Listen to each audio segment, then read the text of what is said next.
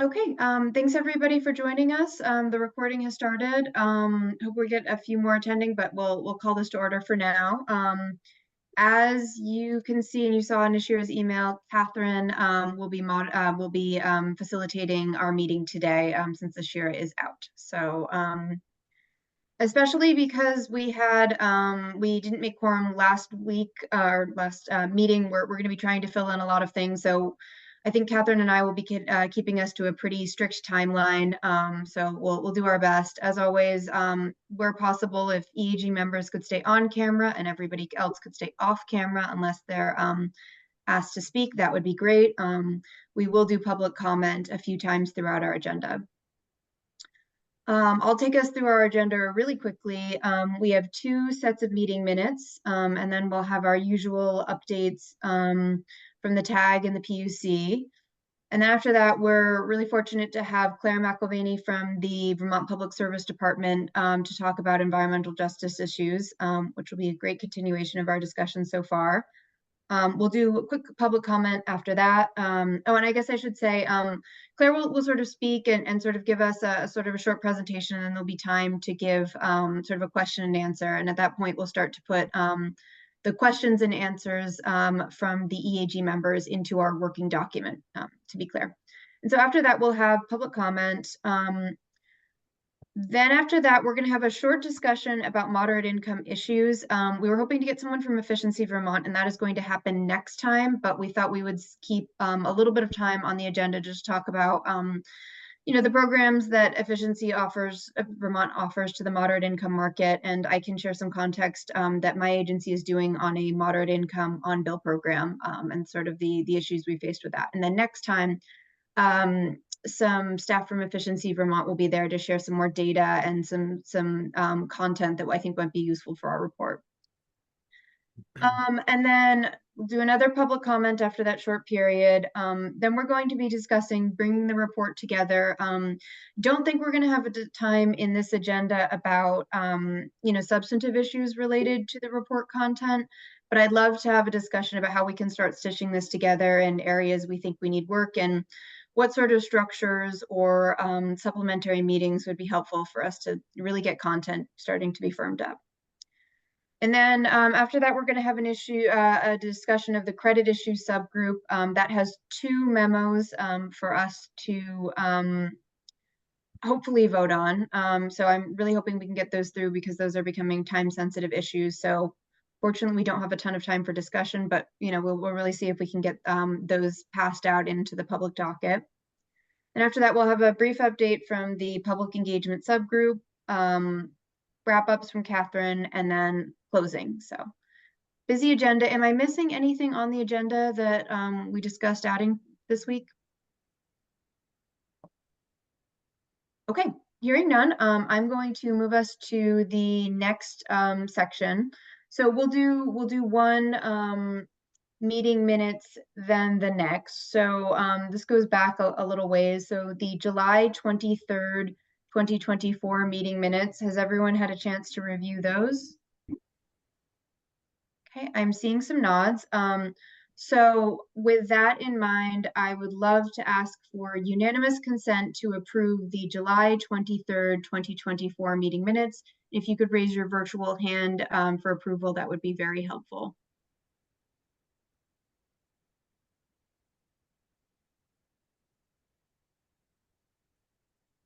And just to be clear, Srini, are you just okay, good. I wasn't sure if there was a comment there. Okay, I am seeing unanimous consent on the July 23rd, 2024 meeting minutes, so we'll consider those approved. And then we'll move on to the August 6th, 2024 meeting minutes. Those looked fine to me, except I did notice that those still say July 23rd, but other than that, I believe the content is updated. So assuming that, has everyone had a chance to look at those meeting minutes?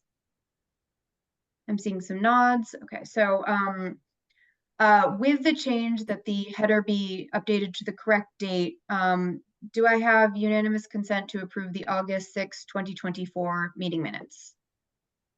Again, virtual hands are really helpful for this. I didn't attend the meeting on August 6th, so Okay. That's fine. Just, I think we can still have unanimous consent. Okay. Great. Thank you. We'll consider the August 6, 2024 meeting minutes approved. Thanks, everybody. Okay, now I'm going to turn it over to updates from the tag. We don't have Matt here, but I'm hoping, Emily, if there's anything you want to share about what's going on in the tag, that would be great. Sure. The tag has reviewed opinion dynamics responses to some questions the tag had. And as a reminder, opinion dynamics is the organization working on the Clean Heat Standard Measure Characterization Study, and had previously sent the tag a document regarding their life cycle emissions approach. So we just kind of reviewed the tag's response to that. And that is included in the tag's meeting materials on the PUC website. We introduced the topic of double counting into our discussion. We didn't get too far into that, but double counting is in the statute mentions coordinating with ANR to ensure that greenhouse gas emission reductions achieved in another sector through the implementation of the Clean Heat Standard are not double counted in the Vermont greenhouse gas emissions inventory and forecast. And then we had a discussion on coordination with existing programs in the state. Specifically, we touched base on how low-income weatherization programs use different tools and models to track weatherization estimates and projects. So OEO does on-site verification, whereas EBT or VGS weatherization has a different method, relying on TRM values. So just noted that. And then we generally discussed the anticipation of the potential study coming out.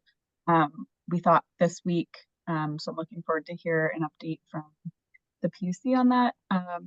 And yeah, that's all I have from the last meeting.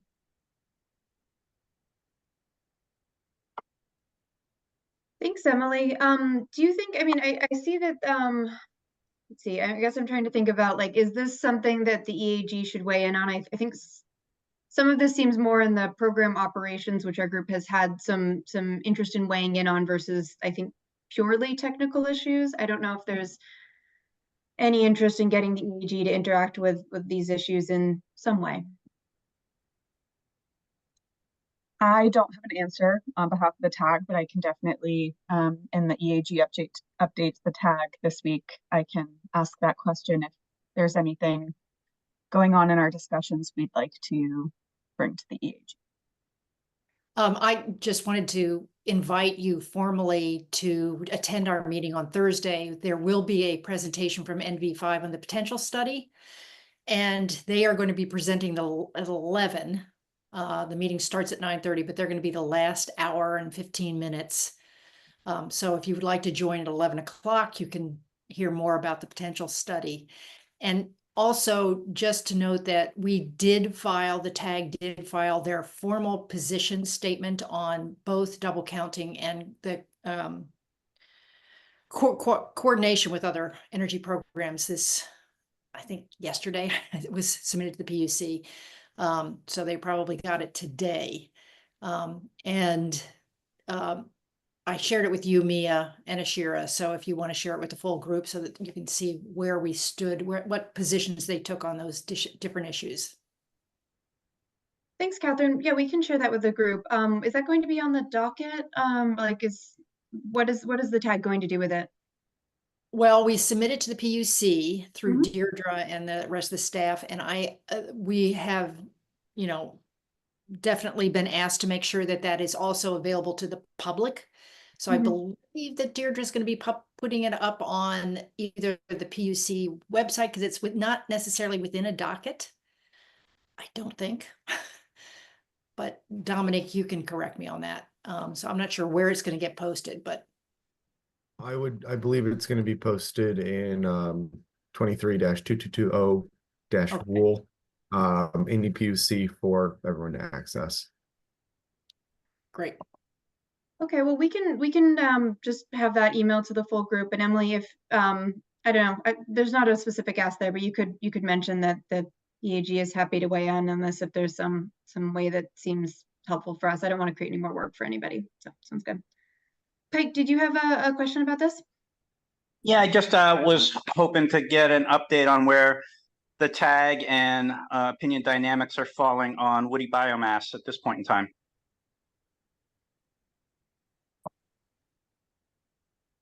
I don't know if I am the best position to answer this question, but Opinion Dynamics has not released their final TRM yet.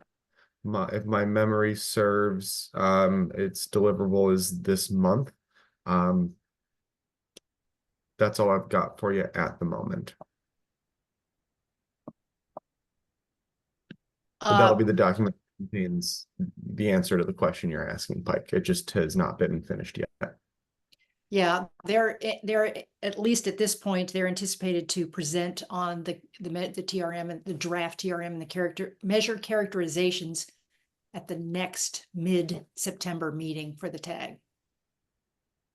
So you'll see those numbers then.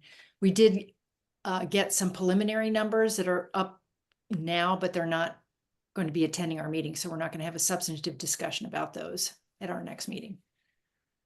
Thanks.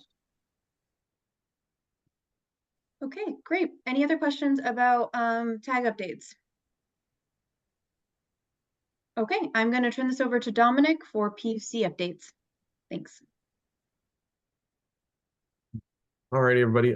First one I've got is a repeat of what we were just talking about. The NV5 presentation on the financial or potential study will be this Thursday. That tag meeting runs 9:30 to 12:30 Eastern, but NV5 is going to be presenting at 11 o'clock, correct? Yes. So, of course, encourage people to take part of the whole meeting if you are so interested, but specifically at 11 a.m. is going to be that presentation. The other things I want to mention first is something published by the Commission late last week, that the Commission will not be producing any more draft policy proposals before the draft rule. Basically, we are less than 1 month out from our target date of releasing the full draft rule, and given the processes that we have to go through internally to create and release the policy proposals that we have in this summer, we are ending that, and all of our policy work is going into the draft rule, which we are currently feeling pretty good about October 1st as a published date. So that's 4 weeks from today, would be a Tuesday. Once that is out, we will release more information about additional public engagement opportunities. We expect that we will do both some more technically focused workshop styles, as well as one more public overall comment style. The workshop will be targeted to people who have been participating in these commission activities. And so we can really get into the details, explain some commission thinking if it's not already clear, and try to give participating entities all the tools they need to provide specific feedback so we can work that into the rule after this public comment period. Those public engagements will be run by the Commission. Our public engagement consultants last event is going to be September 16th. It is a affinity group space with two organizations, Vermont Professional Colors Network and Relief, an organization whose name I am forgetting at the moment, but it is a kind of a mutual aid collective, if my memory serves. So that'll be happening September 16th. And then we'll expect both the public and the advisory groups to give feedback during the month of October on the draft rule. I'll pause there to see if there are any questions or comments real quick before I bring up the second couple things. Mia? Yeah, I thought I remembered that, excuse me, sorry, Curtis was doing another public session besides the affinity space, but maybe I'm just misremembering and that was just a PUC commitment. Has changed over the last 2 months. We had expected Curtis to do one post October, but given how the billable hours in a contract ended up working out, this is unfortunately where we landed. So Okay. we will still be doing the public engagement, just it'll be run by the Commission rather than by Curtis. Okay, thanks for clarifying. Srini? Yeah, so Dominic, I last week I had sent a note to you, Mia and Ashira, about the small group of small businesses group, getting input from them. I was curious whether if small businesses have had much representation in the past public engagement session, and if there is an opportunity to cater or customize something for small businesses. Small businesses is 30% of the thermal sector greenhouse gas emissions. So I shared this email with you guys. I've been in touch with VBSR, Vermont Businesses for Social Responsibility, and I think they have a fairly large membership that they can help coordinate any education or communication around clean heat standard. So I was just going to bring that up, and if PUC is going to organize any more public engagement sessions, I would like to see if there is a possibility of coordinating for small businesses. Matt, is your question separate from Srini's? No, it's a follow-up to Srini. Okay. The initial answer is we do not have any public engagement plans specifically targeting small businesses. We will be structuring our feedback on the draft rule. We're expecting to release October 1, geared to their speed. We'll have both the entities have been following this and want to go a little further in depth, workshop style, as well as public meeting style. So they are welcome to attend both of those. But we don't have any plans to convene something special for them at the moment. So in the historical sessions, has there been much participation representing small businesses? I don't have photographic memory of how those interactions played out. We do have the recordings, so we can look back and see if anyone was the associated commented. Nothing is coming to mind, but that might be a failure of my memory. That's okay. Okay, thank you. Matt, is your question still relevant? And then Emily? Yeah, I just want to say I work for a company called Meadow Hill. We're an energy consulting firm, and we received an amazing amount of inquiries from small businesses. So tomorrow, and I'll put it in the chat, we're holding a webinar, and there's over 200 people have already signed up, small businesses, not energy related, that want answers. So everyone is invited, no restrictions. And this is something we're doing just to help small businesses, chambers of commerce, understand what the clean heat standard is and what it could be, because it's confusing, it's complex. And I spent a lot of time pointing people toward our website, which focuses on the clean heat standard. But we decided just going to do a webinar. So that's tomorrow at 10, and I'll put that in the chat. Anyone's welcome to attend. Matt, can you send the link via email too? Because check goes away at the end of this meeting. Oh, yeah. I send it to Mia. Would that work? Or is there an all? That works for me if you send it on. I will make sure to include this link in our minutes, but given that the event is tomorrow, I think it would be fine to send it to Catherine, me, and myself, and we can get it distributed in the same chain. Yeah, on that note, Matt, do you think it's possible, I know it's always difficult with these things, to do a recording? That might help keep it in the record for us if we wanted to. It'll be a recording, and it will be posted to Meadow Hill Media, which is the media company that's an offshoot of Meadow Hill.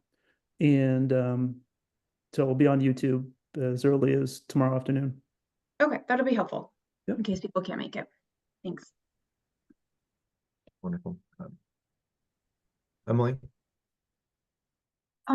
Going back to the potential study, I'm just curious if the PUC has an update on when we'll be able to see that report, if it'll be released before the presentation on Thursday for the tag. That is a department question. I'll throw it over to Ben. Yep. So we'll be filing that today before the filing deadline at 4:30. So whether or not it makes it onto EPUC today, we're posting it today. We're sending it to be posted on EPUC today. It might show up tomorrow morning, but it we're filing it today. So yeah, it should be available for everybody in advance of the tag.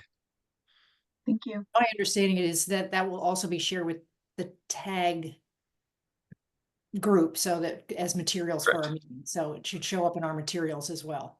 Yep, you got it. Yep. Yeah, there'll be workbooks accompanying the written report. Yep.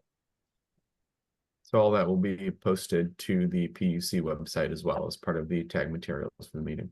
Yep. It'll also be posted to the department's website as well. So yeah, That'll it's going to be everywhere. available. Yeah, exactly. So a lot to go Next through. step, So check your local library. right. All right. Anything else on basically this rule related stuff and public engagement? All right, if there's any more, feel free to shout out. But the two other things I wanted to mention were the DDA RFI. So for those who've been involved in the 23-2221-INV case, so we're putting together the DDA. It has been that case has been quiet for a little while as we've been focusing on our rule pieces. The draft DDA will be in front of the commissioners this week. And we are hoping to put out this RFI by Friday. If it slips to Monday, please don't hold it against me. But basically this RFI builds upon the order the commission has already issued about the general structure of an RFI and takes into account all of the different suggestions for how this DDA will operate. And we are asking the question, how do we take these functions, in combination with our rule and the law, and find an organization that'll be willing to do something like this. So really, we're saying this is what is required. This is what we believe will be a part of it. What would make this an interesting venture for different organizations to get into? We are primarily targeting organizations who do this kind of work. And we're looking to get responses from outside of Vermont as well, just to get a full view of what the landscape of possible DDAs might be. We'll also be taking input on the RFI from people who organizations don't do that as a profession, but we are interested in other professional opinions on the matter. So hopefully that'll be out Friday, if not in the following week, and that'll be our first big step forward in a while on the DDA. The specifics are to be determined, but it'll be a fairly long reply period with a commission questions comment or a commission's question timeline within that. Any questions on DDA? Alrighty, and then the last piece, I think most of the people who have been participating in subgroups have heard, but as we are getting near to the end of our contract with CBI for our facilitators, we are prioritizing full group meetings, especially making sure we have enough hours left to get coherent feedback from both of the groups on the draft rule, and making sure that the AG in particular will meet the report writing obligation as well. So we'll have less facilitation in subgroups to make sure that we have enough time and resources to facilitate the entire group through the draft rule process. And unless there are any other questions on any of the things I've talked about, I'll be throwing it back over to Mia.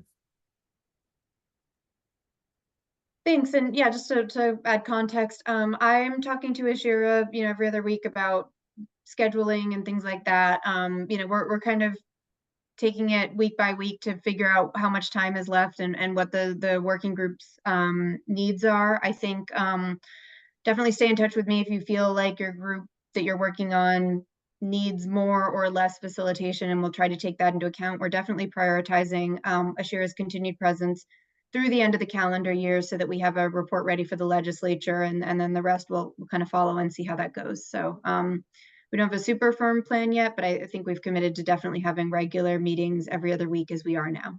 So please just keep me posted if something's working well or not working. Thanks. Okay, I am going to turn this over to Claire from the Public Service Department. I think she's on.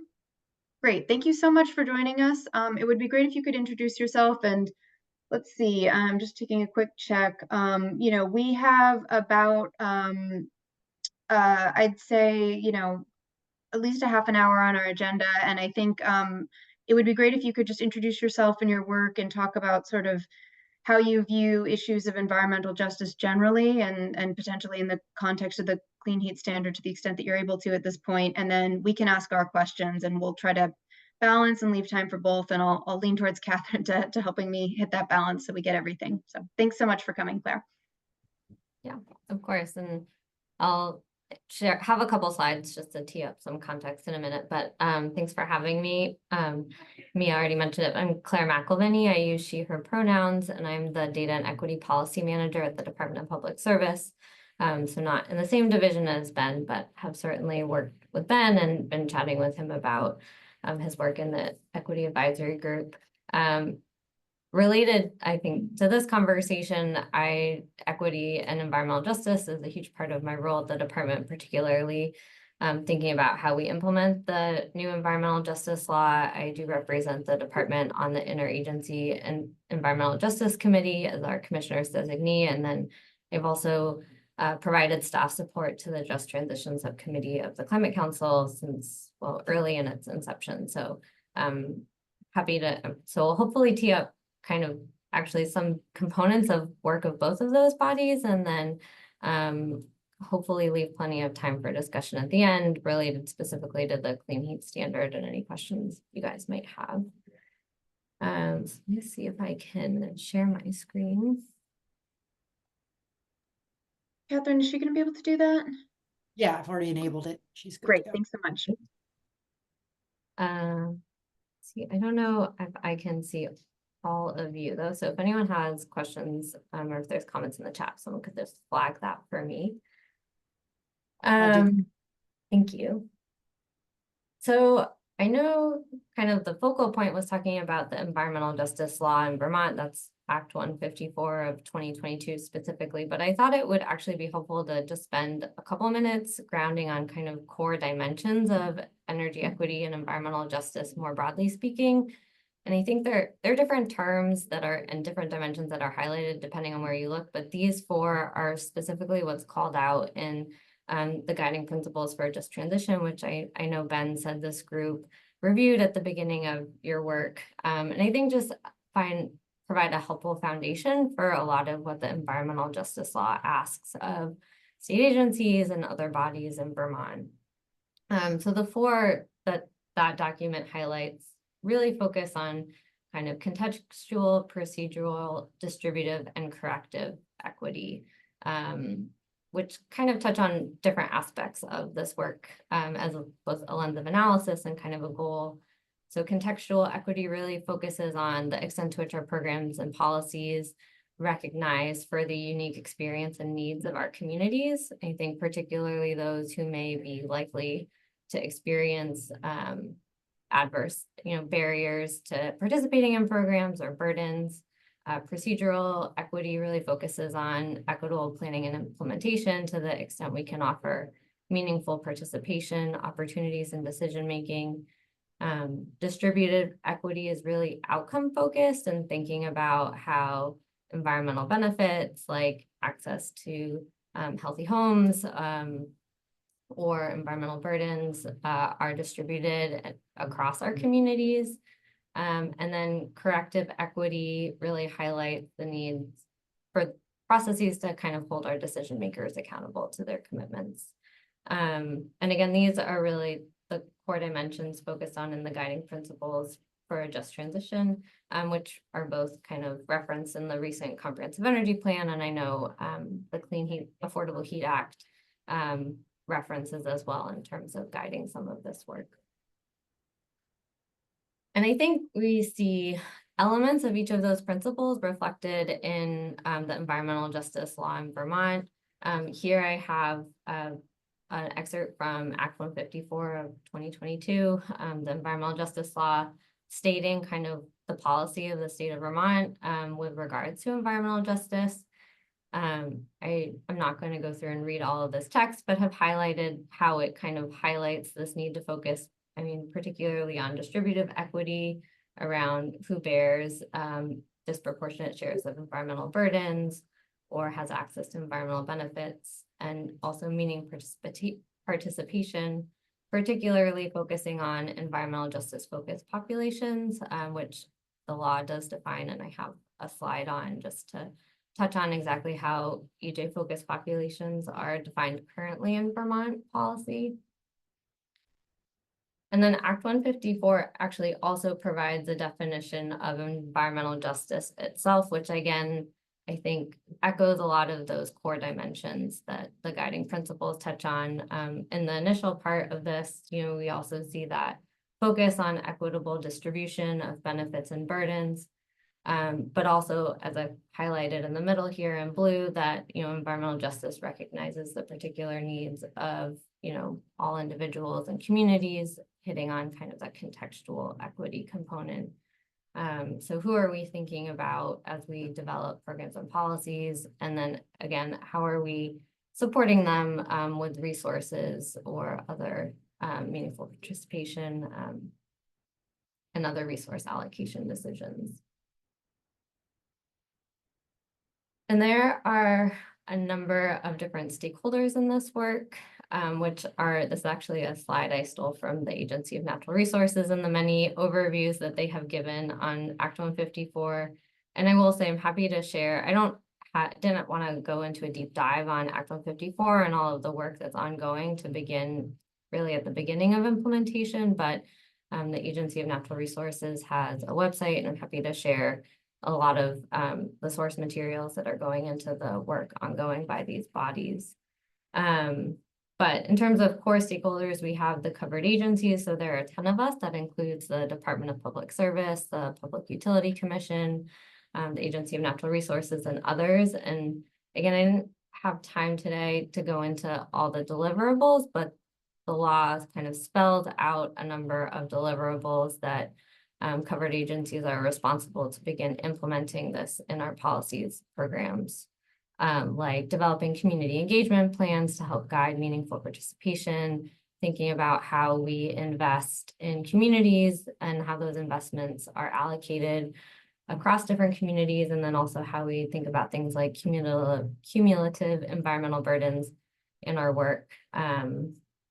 There's the Interagency Environmental Justice Committee, which I mentioned that I participate in, and also an Environmental Justice Advisory Council, which includes representatives of environmental justice focused populations. And then other core stakeholders, including the Vermont public, thinking about how we engage with the public more broadly, but also in particular environmental justice focused populations, which there's a short definition teed up on this slide, but specifically in statute, environmental justice focused populations are defined at the census block group level by, at this point, 3 kind of core criteria. So the first being around household income, then the second being around concentration of people of color and Indigenous peoples, and then also around populations who have limited English proficiency. And that's a very specific term also defined according to the Census Bureau. So with households who do not have a member 14 years or older who speak English very well. So that definition is currently what is in statute, although is under review and subject to change initially by December 1st of 2025. So just over a year from now, we're in the just beginning the process of thinking about whether that is the appropriate definition in terms of all the criteria, the thresholds, and other things like the geographic granularity, and then would be subject to review every 5 years. So that's kind of a whirlwind of foundations of environmental justice and in Vermont specifically, but I think, and hope this is my last slide, so hopefully after this, I'm happy to take questions and open it up for discussion. But I think the environmental justice dimensions broadly, and then the specific framework we have here in Vermont does offer a helpful framework for evaluating the Clean Heat Standard or policies like the Clean Heat Standard more broadly. In addition to, I know Ben had mentioned the Equity Advisory Group has come up with a specific rubric, but thinking through kind of the contextual equity piece, starting with like who is the focus of efforts to ensure equitable implementation. I know there's a number of specific communities mentioned in Act 18 itself around low and moderate income Vermonters, those who live in mobile or manufactured homes, and others. But then there's also, of course, our statutory definition of environmental justice focused populations, which we're still thinking through implementation, but highlight other segments of the Vermont population, like those who have limited English proficiency or are linguistically diverse or represent our BIPOC population. And then there's kind of that baseline aspect of, who is likely to be impacted by the Clean Heat Standard and how are they experiencing that inequity today is kind of our baseline understanding of where programs and policies will be working from. Are all communities starting from the same point, or are different communities experiencing different barriers to access, and are kind of their compounding factors of if you're a community that experiences multiple inequities, such as someone who is both low income and also speaks predominantly a language other than English. And then just a couple other framing questions around how are we, once we've evaluated kind of that baseline, how are we defining equitable implementation? I'm not sure if that's actually defined in Act 18 itself or is subject to definition, but thinking about how that really sets up an assessment framework for what data may need to be collected based on how we're defining, what does it mean to actually equitably serve these communities and implement the Clean Heat Standard. That's certainly not an exhaustive list of questions. I didn't really touch on anything around meaningful engagement and procedural equity, of course, this is a pretty short list, but hopefully that kind of tees up how environmental justice can be a framework for thinking through the Clean Heat Standard. I know Dominic just referenced the draft rule that's coming out, but I will stop there. I'm happy to just take questions or for you guys to chat. So hope that's helpful. Thanks very much, Claire. And we do have about 10 minutes for any clarifying questions or comments. So I saw Jen, your hand was up first. And just to interject, Catherine, sorry, quickly, can we open up the EAG working document? I can get you the link if you don't already have that. We're going to take questions and responses in that. Does that ring a bell? Yeah, Dominic, would you have access to that? Yep, I've got it up and ready. Great. Sorry. Do you want me to Claire, if you stop sharing? sharing, then Dominic should be able to share that document if you want to do it in real time. Great. Thanks so much. Back to you, Jen.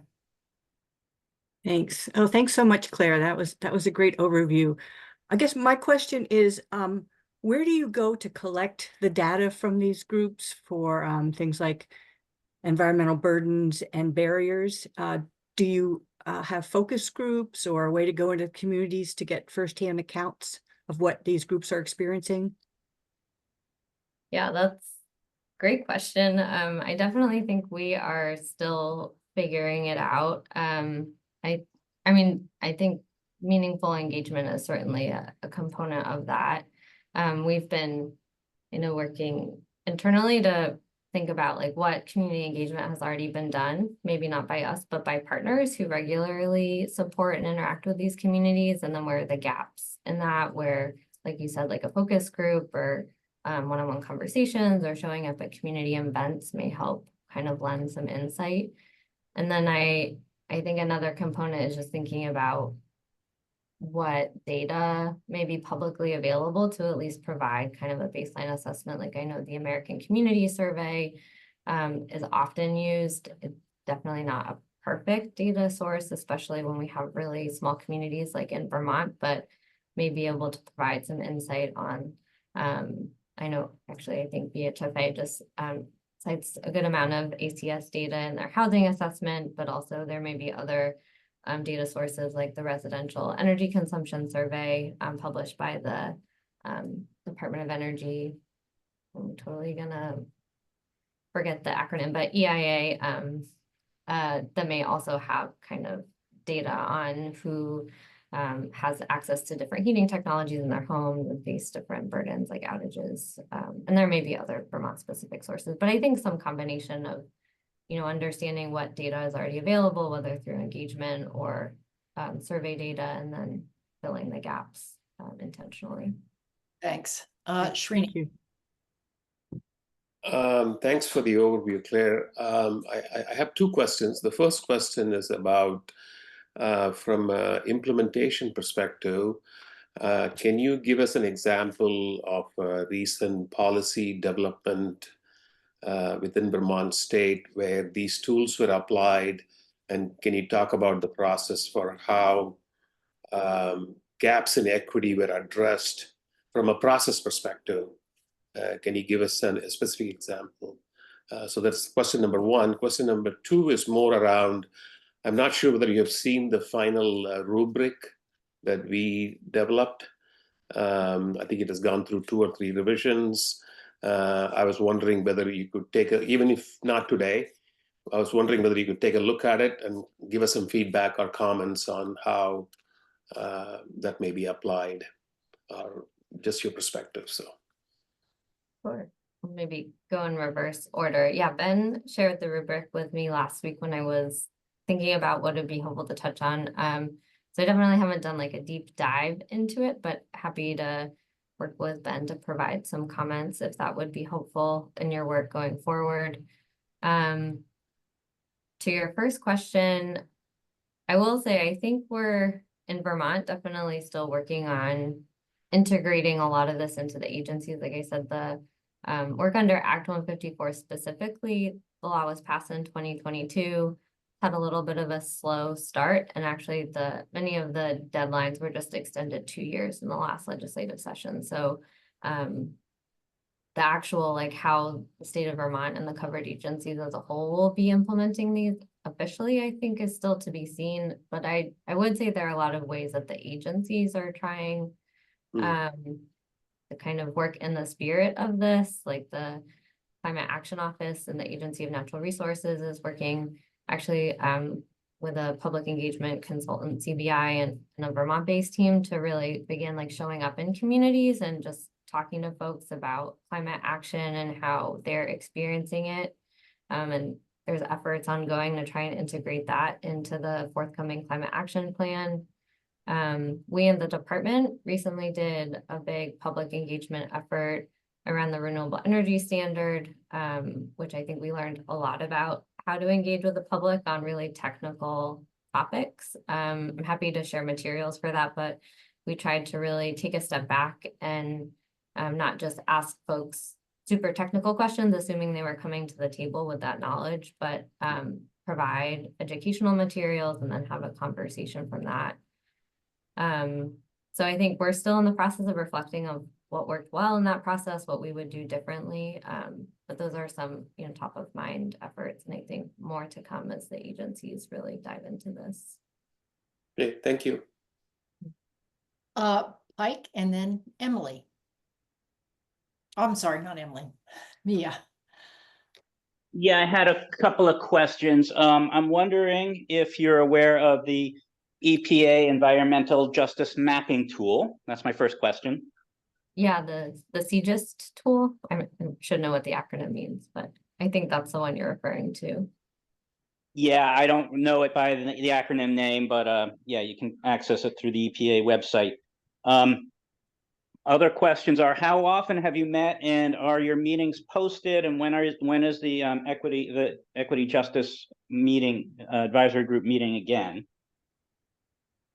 Are you referring to the Interagency Environmental Justice Committee in Vermont?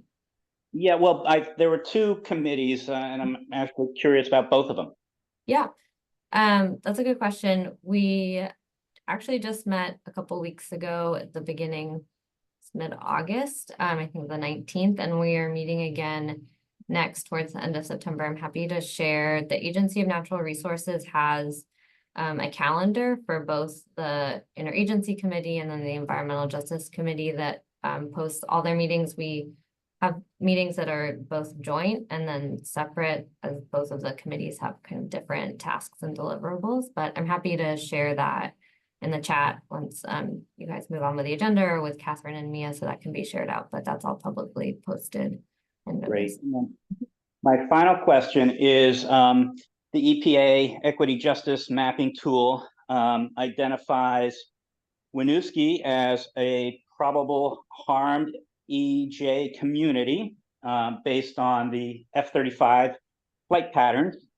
And the EJ tool also identifies the areas around the Old North End and Winooski as the epicenter of the asthma problem in Vermont. And it's no coincidence that McNeil spews over 6 tons of particulate matter into those neighborhoods.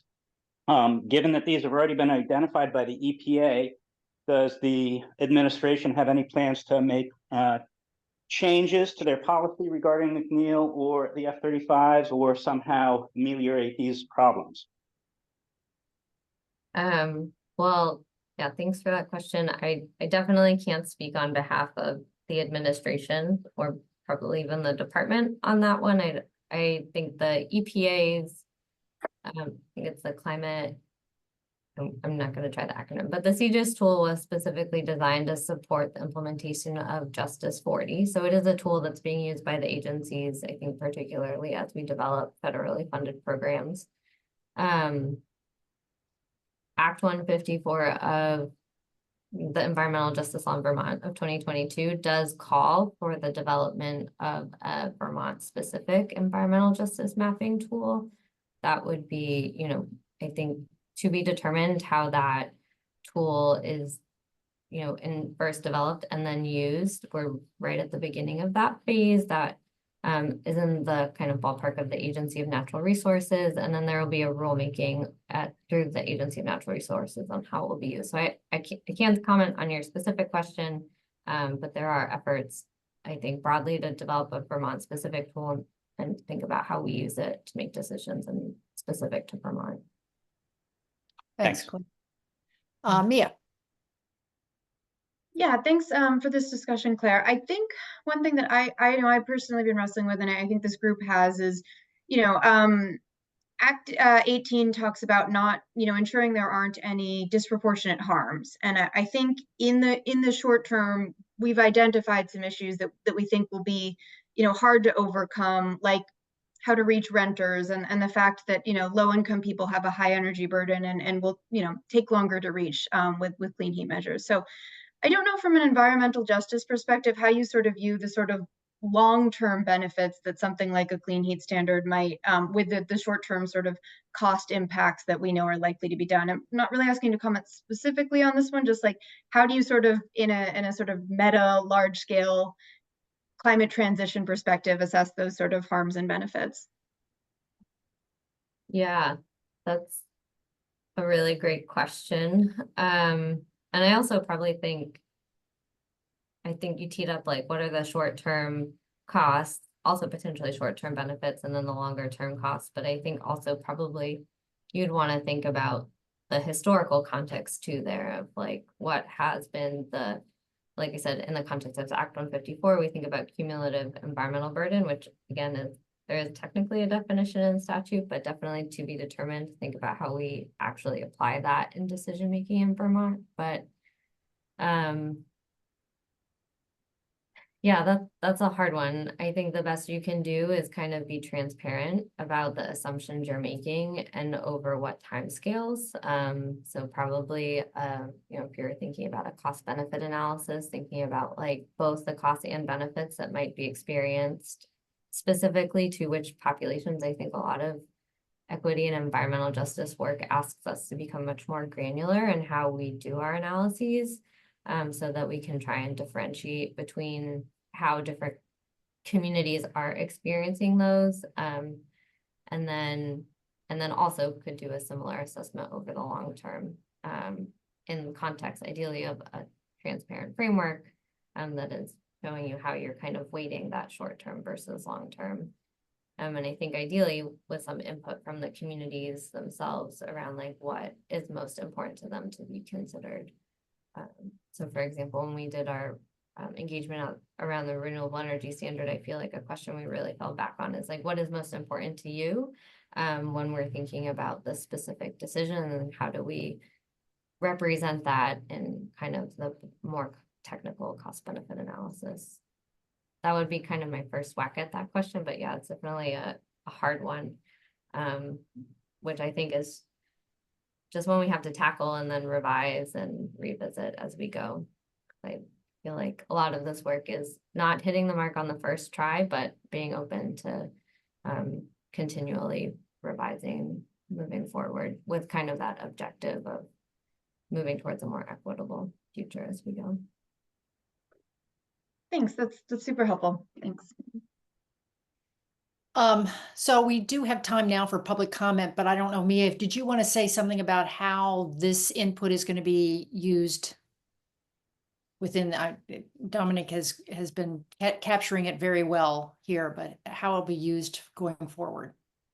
Yeah, I think that's still a work in progress, but yeah, we have to complete a final report to the legislature, and we're trying to be as comprehensive as possible for how the clean heat standard may impact you know, different groups that we've kind of already identified that I think tie into the environmental justice populations and areas of concern. I think there's a lot of overlap there. So hopefully getting this feedback will be really helpful in coming up with a sort of more global perspective and making sure that, you know, equity is infused in the process of the clean heat standard, and also, you know, the impacts of it. So I think these are some great themes to help us sort of flesh out this report and make it more complete. So we'll be figuring out how to get this sort of content in it, but I think these questions definitely need to be considered in our final report. So if that answers the question, Catherine. Yeah, thank you.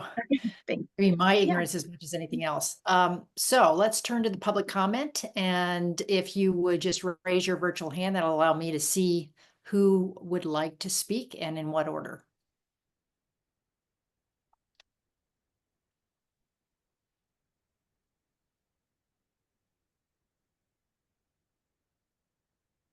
Anybody interested in making a comment or have a follow-up question for our speaker?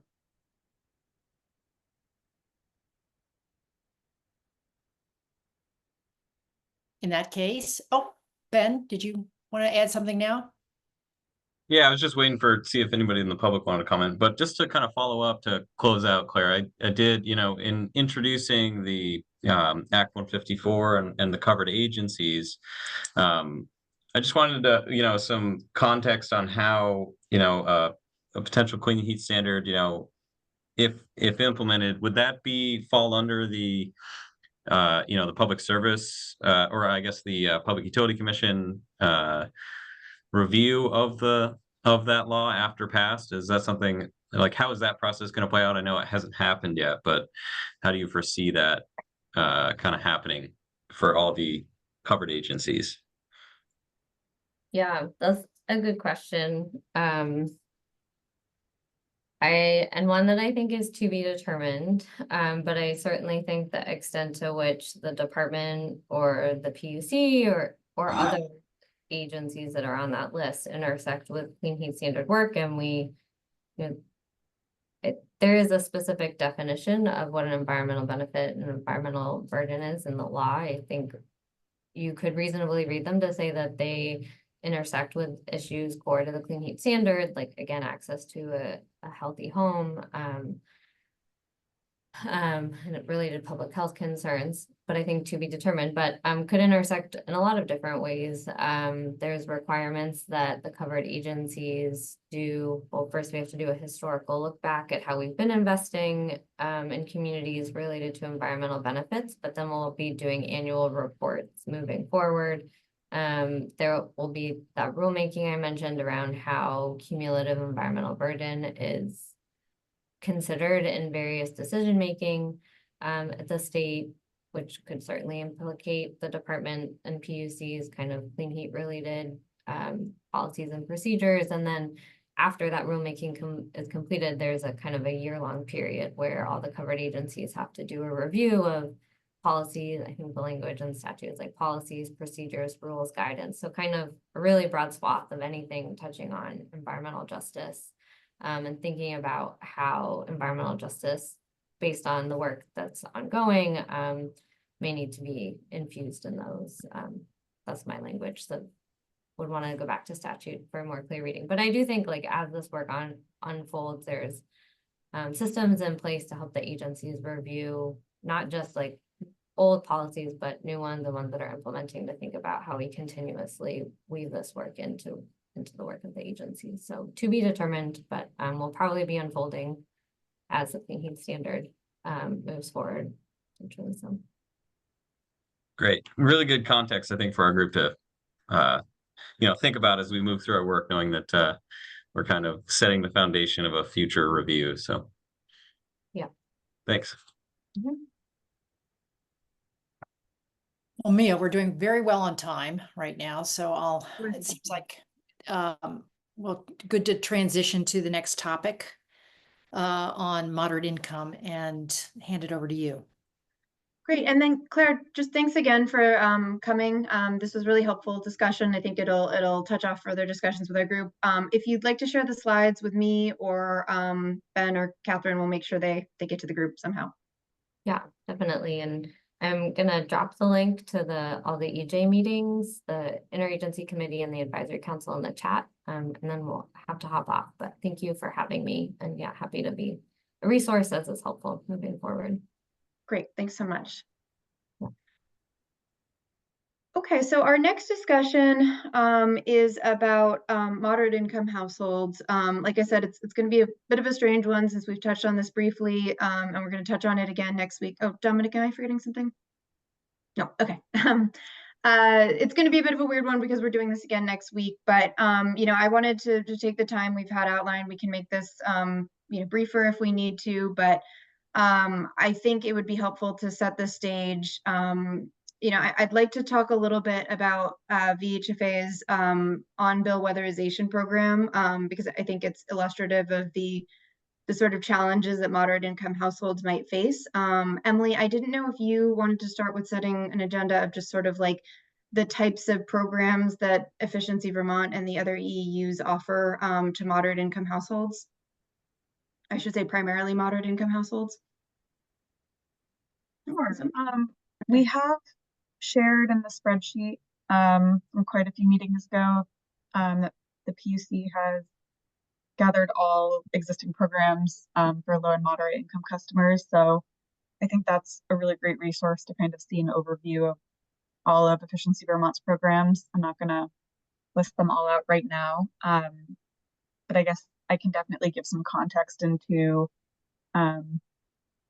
what some of our really high level lessons learned are from Efficiency Vermont's moderate income programs, as well as what our speaker will be talking about next week, or in 2 weeks. So in the next EAG meeting, I think that's September 20 or 19th, we'll have Nick Neveriski from BEIC presenting on broad consumer insight for moderate income customers and some lessons learned from the moderate income programs that Efficiency Vermont runs. Although today I can give, a couple points that some of the data and surveys that Nick will be presenting on will kind of summarize. So in the data and surveys that Nick will present, you'll see more information about how the moderate income market perceives their current state as it relates to energy use and energy solutions. Through our program administration experiences, we've seen that moderate income households often will not complete a project if it's not nearly 100% paid for. Even if the project is completely funded, there are other factors that lead to a completed project, like awareness of existing programs, their own unique needs as it relates to household energy use, existing supply of contractors to do the work. And then also something that will be demonstrated through Nick's presentation of the surveys and data that we'll share is that outreach to this income group is incredibly complex. They often occupy older and substandard building stock and lack the means to invest in deep retrofits that can significantly impact annual energy expenditures.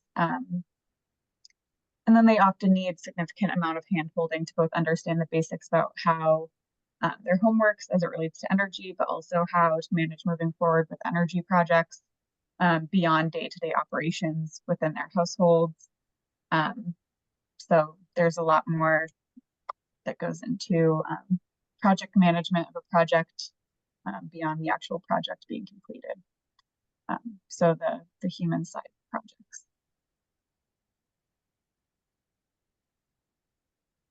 Yeah, and I'll just add, so I've been working with Efficiency Vermont and Vermont Gas and Burlington Electric to provide a new financing solution. There's already sort of a home energy loan product that's offered, you know, with sort of special financing and low interest rates for for moderate income households. So 80 or so households under 120% AMI. And, you know, there's this state goal that's part of our climate action plan to weatherize 120,000 homes. And it's been recognized that, you know, existing sort of rebate systems and the weatherization assistance program for under 80% AMI households are not going to sort of together meet the need to do those 120,000 households that I think the state is counting on to meet their climate goals. And so I've been part of a pilot program with the Energy Efficiency Utilities EEUs to do an on-bill weatherization program. So that's VHFA is using state funds to pay for the upfront costs of programs, and then it's paid back over a long period of time, up to 15 years, on the household's utility bills. And we've really tried to remove a lot of the sort of roadblocks to this type of thing. You know, VHFA pays most or all the costs upfront through the EEUs, so it should significantly reduce upfront costs in a lot of different cases. And we've made it so there's no credit checks required. We use a clean bill payment history, and we're not doing shutoffs as part of our program. So it was, you know, state money that was intended to help us be really creative, really bold, and see if we could get a financing system off the ground and sort of learn new insights. And I'll say candidly, the program really hasn't taken off like we've expected. We've done only a handful of cases, and we're really trying to figure out why coming up with a really favorable financing terms and really, you know, flexible setup is not really reaching the customers we thought it would. And currently, we've gotten approval to extend it for another year, which is great. So we're hoping to kind of take another try at this through 2025. And so we'll have 2024 and 2025. I'd say that things we've learned so far is there's a lot of customers without a clean bill payment history out there. So we've kind of had to reevaluate our terms and use a different screening criteria, which we're in the process of implementing. And then I think also just, you know, issues we found are people with really complicated projects, like Emily has alluded to. You know, they find that there's vermiculite in the house, and our program can cover some home repair things, but, you know, it's capped. So really complicated projects that leave people like not clear how to proceed, you know, more costs than can be financed within our WRAP terms. And I think just a lot of confusion. You know, this program was not set up with a ton of hand-holding from the EEUs. And I think we found that, you know, it's not, we found that we can't just do sort of the same level of support that was used for the home energy loan and do a huge, much higher volume. So that hasn't been our experience, that people just fly through this process. We're seeing a lot of stalled out projects, and then the contractor shortage has also been a big challenge. You know, people just not, you know, having to wait when they get connected with a contractor, or you know, not easily finding someone in their specific area, you know, depending on where they are in the state. I think anecdotally, we've heard that, you know, Burlington's weatherization ordinance has sort of pulled off a lot of the workforce, and so definitely competing with other things. When the floods were really happening last summer, that was another thing where a lot of the state's energy from the contractor workforce went there. So that's all to say, in a long-winded way, that VHFA is still trying to figure out how we sort of finance this, but it is not clear. I think, like Emily alluded, that you can get moderate income households to weatherize their home without sort of doing what WAP does and paying for all the costs. And I don't think that means people don't want to weatherize their homes. I think it just means that these are sort of complicated processes that aren't going to directly raise the value of your home. And, you know, I think even the people we call sort of moderate income households are often financially stressed, and it's a real challenge to make weatherization and, you know, heat pumps and other things, even if we can predict that they'll save money. I think it can still be hard to sort of convince people that is worth sort of making this a financial commitment over the long term. So I think the RAP program is a good way of the state trying to be more creative and really throwing money at the problem to do this in a different way for moderate income households. And we just haven't figured out sort of the magic solution to get this off the ground. Without going into too much detail, I know Efficiency Vermont at least is aware of some of these things. I think they're doing some home repair and some more energy coaching programs are in development, and if anyone wants to talk about those. So I think people are generally in the weatherization space aware of these issues. It's just the moderate income market has proven sort of challenging to target for weatherization and fuel switching. So Emily, I don't know if you have any context you want to add to that before we turn it over to the group, but I thought that was helpful to talk about sort of the challenges we've had. Nothing to add, Mia, just yeah, looking forward to have Nick present on a lot of data and I think more clearly articulated points that have some sources of information associated with them for EVT's programs with moderate income customers and Vermonters. So I think we'll get a lot more information then. Yeah, and having data will be great that we can just insert into our report will be super helpful, I think. So yeah. Cool. Yeah, so Srini. So Mia, I just had a question. So you talked about the program having a slow start. So can you add some comments on what was your target end user in the moderate income group that you were focusing on, number of end users, and how many engaged and how many are actually down the path of actually considering a project? Can you talk a little bit more about that? Sure. Initially, we thought over a 3-year period we would have 1,000 participants. It's pretty shocking, but right now we have 10 that are signed up. So definitely just way fewer. We did get off to somewhat of a late start. Efficiency Vermont had some pretty significant technical issues with some software they were implementing, so that kind of missed the first sort of season, I would say. And we've worked to extend it for another year with a smaller budget. So yeah. Way smaller than we thought, and now we're hoping to sort of retarget something more like 300 customers, and we're working on some changes to bill payment history and energy savings requirements that we think might help a little. Okay, so the reason I wanted to kind of acknowledge that is this is a very classic example of where you have to do the education, you have to sell the concept, you have to make the financing happen, and you have to get through the logistics of actually making the project happen in spite of all the infrastructure issues. So I just think that something like this is a very, aside what Efficiency Vermont has done, aside what VAP program has done, this is where the rubber meets the road on making something happen.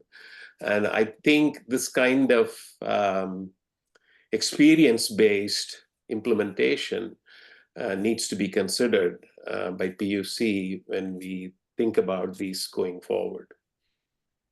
Yeah, I think that's a good point. I'll say that, to sound like I'm making excuses, VHFA has always been B2B. So we've always lended to other people. We've always been kind of behind the scenes. So figuring out how we can sort of not be the front door while still being helpful. We've definitely done some marketing, and we're trying to see if we can work with utilities to do things like bill payment inserts and stuff, but it's a good question. I think when this has been done in other states, it's mostly been done by utilities who I think are able to sort of directly target people in ways that we aren't. So it's a good point. I just think the Vermont flavor of this needs to be figured out to be successful. So still working at the things. Yeah. Thanks. Matt.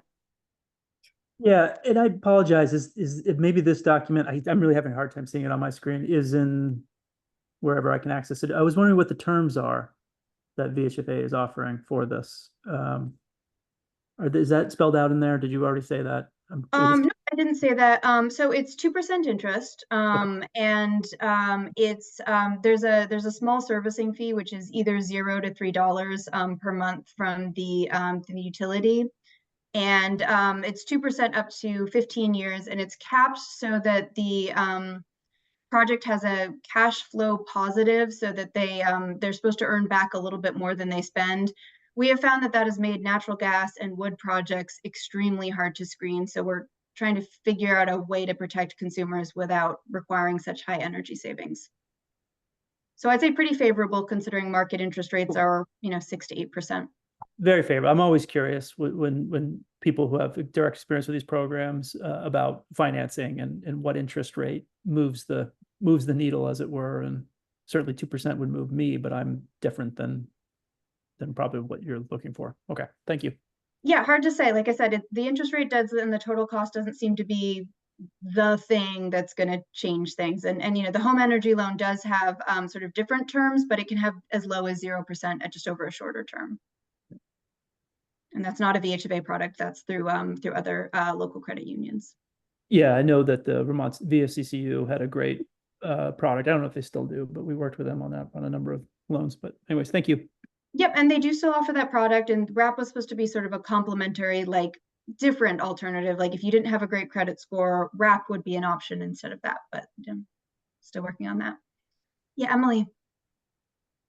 Just going back to what Srini said, I think you had a great point around community-based approaches as it relates to moderate income Vermonters. So I think maybe this overarches over the rest of our demographics, BIPOC populations, renters, but I'll share 2 resources in the chat that maybe we can copy and paste into this document, or I can just add them. I'll definitely add them to the resources document we have going on. But in one of them, it's an article from DEIC on how efficiency programs can advance equity. And it kind of highlights the challenge in Vermont of homeownership, racial gaps, and how efficiency service providers typically help homeowners, and then supporting renters is more challenging for many of the reasons we've discussed in the renters section. And the solution highlighted in that article is that Efficiency Vermont ran focused outreach groups in 2 different communities with high populations for renters, low and moderate income Vermonters, and BIPOC residents. And Efficiency Vermont was able to develop a community-based outreach strategy to engage these populations and have a bunch of key lessons learned from that outreach strategy and what that led to in terms of results for engagement. So it's not specifically for this program, but or for specifically moderate income programs that Efficiency Vermont runs, but I think that community-based outreach strategy is something that we can share some more information on in those resources. And the second link that I'll share is a white paper on the 2022 to 2023 focused communities key findings. Efficiency Vermont works with 2 to 3 focused communities a year, and in 2022 to 2023, we focused efforts on Winooski and Brattleboro for many reasons, and that resource kind of shares key findings and learnings. So yeah, I think again, maybe not specific to moderate income, but all of the demographics we've touched on so far, those might be relevant resources to include in our report. Yeah, I think adding those to the resource list would be really helpful. I think that's a great idea.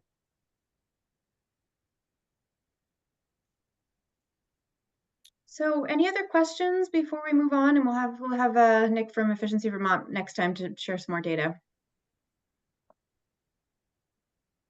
I just have a quick one, Mia. You might have mentioned it. Is the WRAP program, is that just for weatherization projects, or is that for all thermal? Can it be used to install heat pump, for example?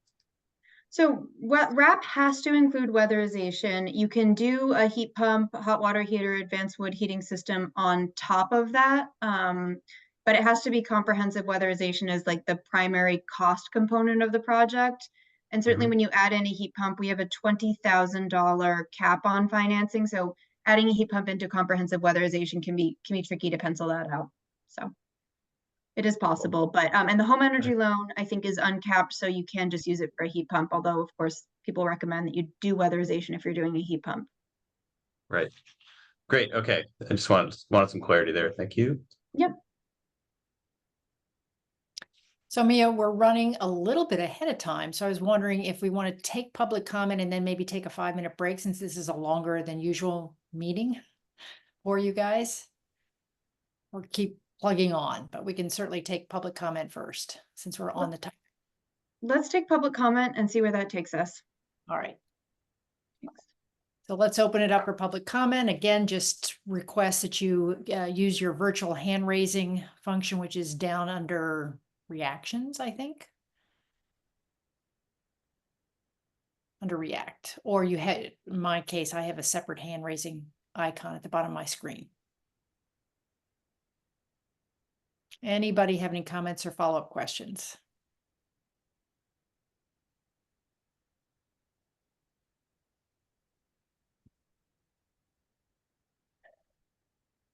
Quiet group today. Okay, so since we are a little bit ahead of schedule, I do worry we're gonna run over. I think we could do a brief break if there's interest in that. Do you want to do a show of hands who wants to do a break, I guess? Okay, sure. Well, seeing a couple, we'll do a break. Let's see, can we do 3 minutes maybe? Is that enough? Okay, we'll do 3-minute break. All right, back in 3 minutes all. Okay, thanks.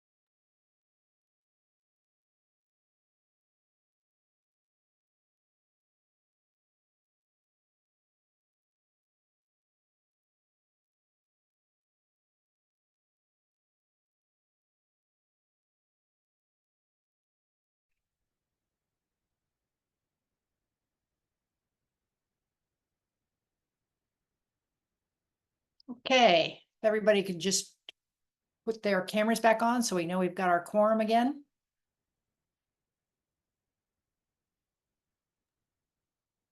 Thanks, Catherine. I think it would be helpful to unshare this at the moment. We might need to claw it back, but just so we can see everybody. Thanks.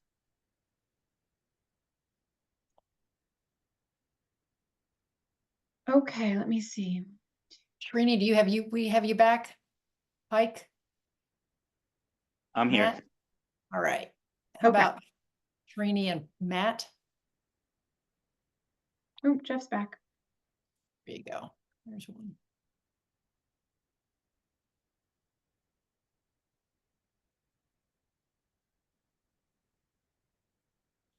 Okay, good to go. Okay.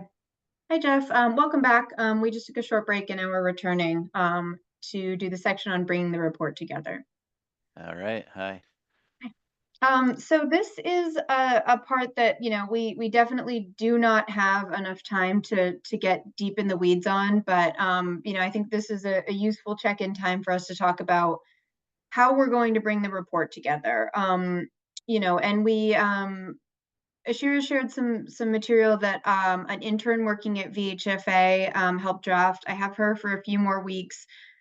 I wanted to use her sort of like Chat GPT, but smart. She's really smart, and to sort of coalesce what's in the document without doing too much editorializing beyond like trying to get it into full sentences and like introductory phrases and stuff. Kind of just take what was there. So she did that with the renter section. I'm having her take a crack at the low income household section, and I'll kind of see sort of how much time she has available with her other commitments for my agency. Oh, and I should also mention I'm having her just do a summary of what we were charged with doing in Act 18. So anything that she submitted, you know, she's not gonna be able to do this for the whole report. Nothing she did is going to be final. It's just to try to get the notes into something that we can use. But I think there's going to have to be a process, as I see it, of sort of taking all the content we have and just getting it into sort of manageable, readable format, and then we're going to have to, as a group, figure out how to like edit that as a group and make sure that the content aligns with what we believe in and is properly sourced where appropriate. So I think I would at this point just open it up to the floor. I guess I think as part of this discussion before we move on is also we should just come up with an agreed citation format and try to start using that as people are writing. So if anyone has any thoughts on that, that's very wide ranging, but let's think about how we can get this done.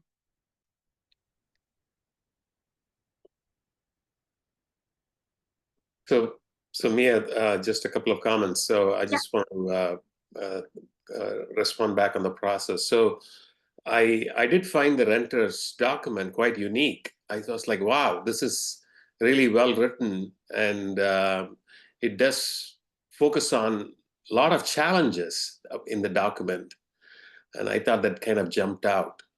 So this is ChatGPT's version of the document? No, I was saying I was using an intern and asking her to be like Oh, ChatGPT, I see. Okay, sorry, she misunderstood. yeah, no, I was joking Okay. a little bit. Yeah, so she was just Okay. taking the content and trying to be like, okay, what does this mean? And so I think she just went through kind of everything that she sort of could understand and put it into sort of sections. So I think if something's missing content-wise, it's because it wasn't part of our discussion and we might need to fill in the details is my take on where that goes. But you know, she has not been deep into these conversations, so I'm sure there will be stuff that she did not know how to interpret or misstated. It's going to be a process. Thanks.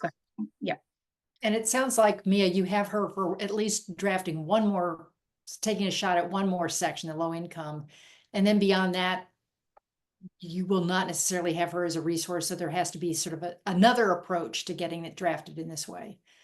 Correct. Is that one of your questions to the group is, so what is an alternative approach if we don't have an intern to do this? Yeah, exactly. And even with the intern, it's going to need a lot of work. Yeah. Matt. I just want to publicly thank Mia for the tremendous amount of work she has put in over the past year or so. Running this as a chair is unbelievable how much of a time commitment this is. And that's my way of soft pedaling my dumb question, which is this the final report that we're sending it? No. Okay. It's a section of it's a draft section that will go into our final report. And her goal was to get it into like sentences. So I'm sorry I didn't make that clear. So she took basically what was in our notes section under renters and rental properties, and she tried to organize that into coherent topics and text. That doesn't mean it's final. She just, you know, Ashira put on the agenda, like, we need to start writing like in the format of something that can be submitted, and then we're all going to have to go in and edit it. But so I'm sorry that wasn't clear. It's not supposed to be a final one, but Ashira and I talked about it, and we thought it would be helpful to start getting things into sentences that can actually be evaluated by the group rather than thoughts that are kind of hanging out in a draft, if that makes, or the document, if that makes sense. Okay, so then can I go back on the question? When is the EAG final report due? January 15th. We have to submit a report to the legislature. That's our task. And Chair, our goal is to have it basically near the final draft when? It's a good question. I need to get back into touch with this year because things kind of got messed up with our schedule. I think we had the plan to do it for October, so we would have time when the PUC draft report came out to add back in anything we needed, and sorry, the draft framework, I should say, not draft report, to get back in touch with the PUC with any suggestions they made and jointly respond to that in our report and directly to the PUC as needed. So she was hoping when we drafted the schedule that we would have substantive sections, you know, kind of ready to go by the end of October. I don't know if that's still going to happen. Okay, this timing is going to be challenging, admittedly, and I know we'll get a draft report done. I will just say my 2 cents and then say I'll offer it either for consideration in the final report or as an addendum or something, which is in order for us to do our job and to determine whether a proposed clean heat standard before it is considered by the legislature will deliver equitable outcomes for low and moderate income Vermonters. There are 2 outstanding questions of which we do not know the answer. And I don't think we're going to know the answer in October, perhaps in December. The biggest one is who owns the credits. Sitting on the technical advisory group, I can tell you that is wildly disputed and not settled. Who owns the credits? And that has a direct impact on the equity of this program. Secondly, for those that either don't want to or can't switch away from fossil fuels, we don't know what the cost per gallon will be. We should know that, but we may not. But we should know that in December, which gives us a timing wise. If we know, if the PUC decides we've done the math, we've done the numbers, we're going to comply with the Global Warming Solutions Act, if the fee is whatever that number is, I think it's reasonable for us to say, wait until that time to say, well, at $7 a gallon, that is inequitable. At 10 cents a gallon, that is equitable. Or at least we can have some conversation. I fear that we're going to deliver a report or a near final draft report, not knowing what the cost will be for those that cannot switch, that cannot move away from fossil fuels for heat and hot water. And thus our work will be incomplete until we have that number. Thank you. Yeah, I think that's a really fair comment. We can talk about it. I think we're headed for disaster if we wait to have pieces written until December. That's going to go horribly. I think there are things that we know. There's things at least I know that I want to talk about and I want the legislature to hear, like how to reach renters. That's a significant problem that the Clean Heat Standard is not offering obvious solutions that we've talked about or that we've been able to find. Support for households that need enabling upgrades, significant home repairs, things like that. I think there are things that we've talked about that are ready to be in a final report and will not change. I do think it's a good point that you bring up, Matt, that this is going to have to be a living document. I just think if we can get like things that we agree on and we've talked about into finalized-ish text and be willing to edit if needed, that's going to make December a lot more pleasant for everybody. So that's kind of, I think, where this is coming from. We know some of our concerns and some of our suggestions are going to stay consistent, barring major changes, I think. But it's a good point. There's not a great timeline for this. I agree. I'm glad to hear you say that. I just get nervous about signing off on any equity report, not knowing some of the big decisions that are still ahead of us. So thank you for that. Jen? Yeah, I agree. That's a good point, Matt. I think we can possibly come up with an economic framework that doesn't quite have what the cost will be, but anticipate there will be some cost. And to that end, I'd like to see an economic framework that includes benefits. I'm going to be putting a document in the resources list that I've started that pulls out some of the benefits of transition to clean heat, economic benefits that has come out of some of the reports. So I think we could set up a framework that looks at this, a complete economic look at it. And I think that's very important to the the equity of it. I don't know whether, once this is done, there'll be a joint fiscal office study, but I think we need some economist to weigh in on this, and I don't know what point that will come in. We can give our view of equity, but it definitely has to be looked through an economic equity lens by somebody that has the professional skills to do that. Ben? Yeah, it's a great point, Jen. I will note that we talked about at the kind of the beginning of the meeting that the potential study is being filed on EPUC today. So that does contain cost information, or basically a broader discussion of the costs. Also I think that your suggestion about the JFO, Joint Fiscal Office, taking a look, it's my understanding that they likely will be as part of the next legislative session. So that obviously isn't going to happen until kind of our work will be done, but or mostly, I think. But yeah, we will have the information coming out in the potential study to base our understanding of costs in, so that everybody will be able to take a look at that report after it's posted, probably tomorrow morning or this evening. So yeah, that'll be very important, I think. Also, Mia, I did want to bring up too, we've been talking about the kind of framework of the report, and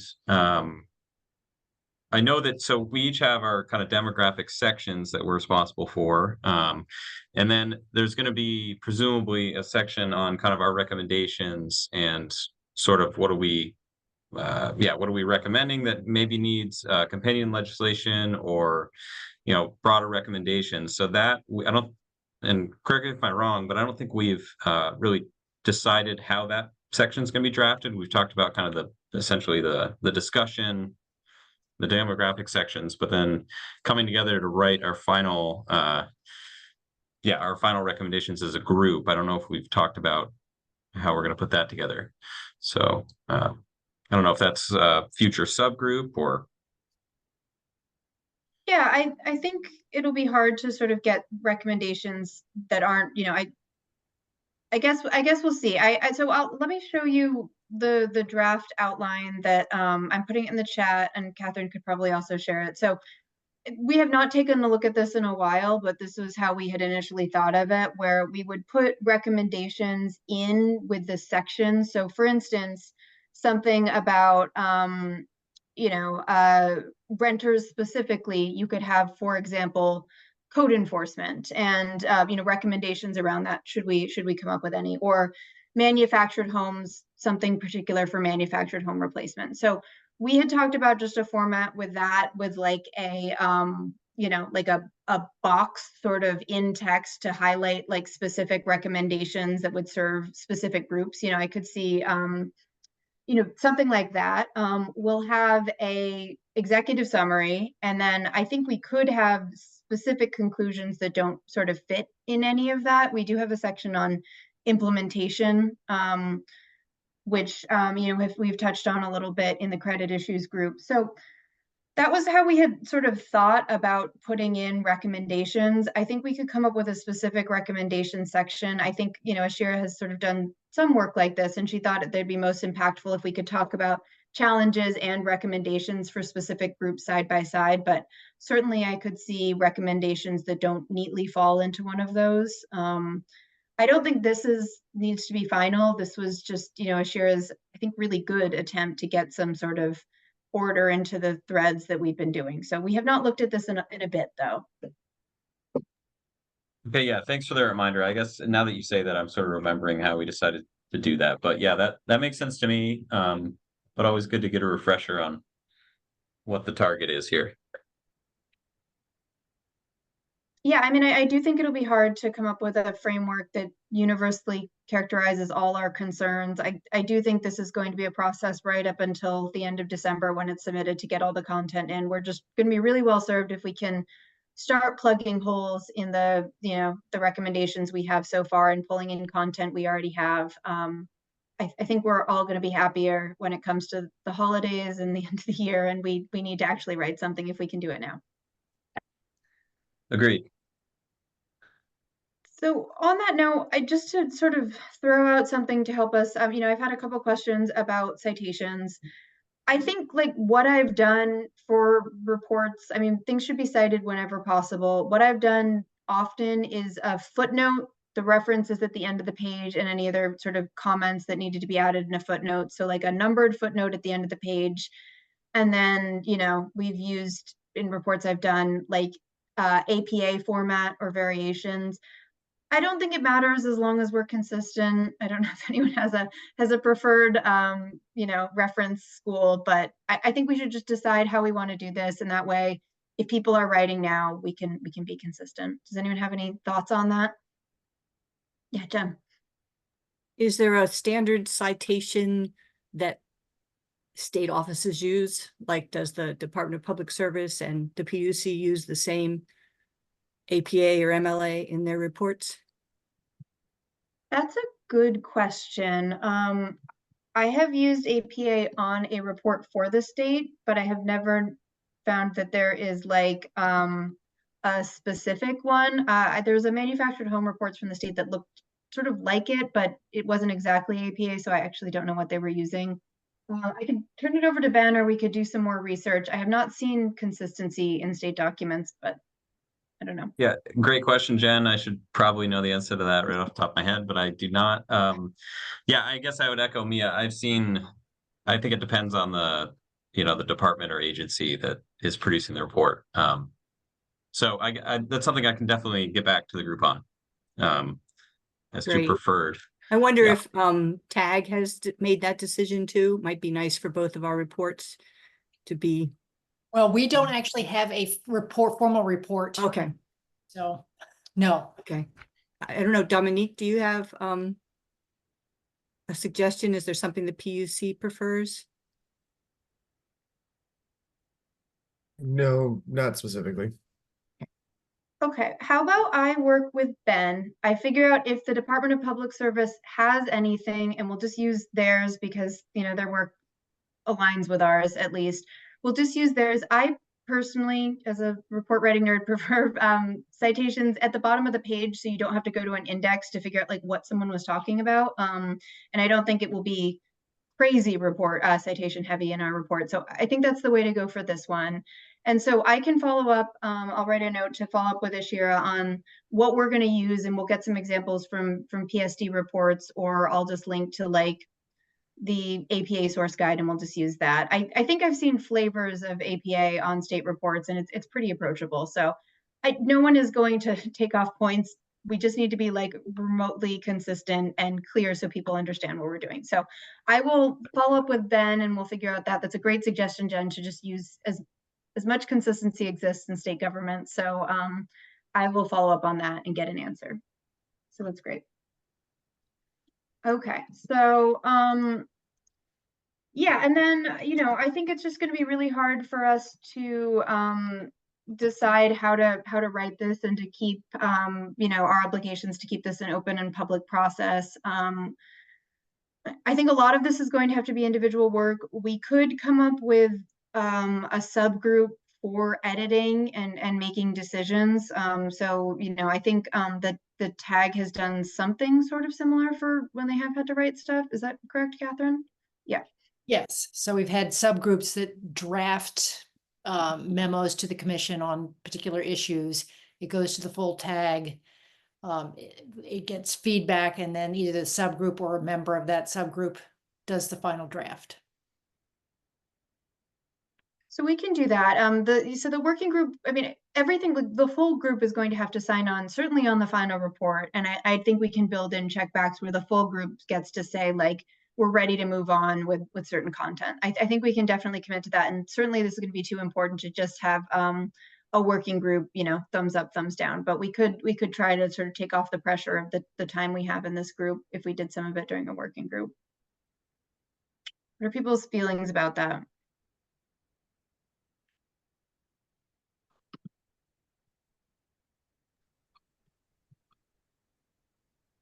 I'm in support of a working group to tackle, larger decisions on basically just like layout, design, editing, stuff like that.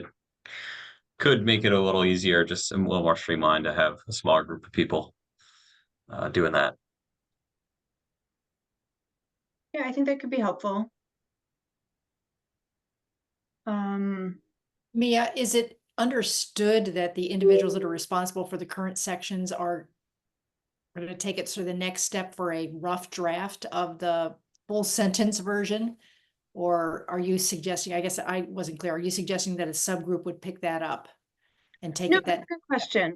I don't think it's final. When we sort of set this out for drafting, I don't think we expected that someone would necessarily have to follow all the way through. And the different sections are in pretty wildly different stages of completion, and we have the sort of intern as a wild card. So yeah, I don't think that has to be done. I'm just trying to think of like an equitable way to do that where like no one wants to get an assignment like they're in school and they have to do a report. But people have different time commitments that they're going to be able to give to this. So I do think that is a struggle, and I don't know how much people want to be volunteer or voluntold for writing parts of this. So kind of struggling as chair to figure out how to shepherd this all into conclusion. We could sort of take this up at a working group and sort of discuss this and move forward. I just want people to feel like their voice is being heard with that and they're not just being like voluntold. How do we move forward with this?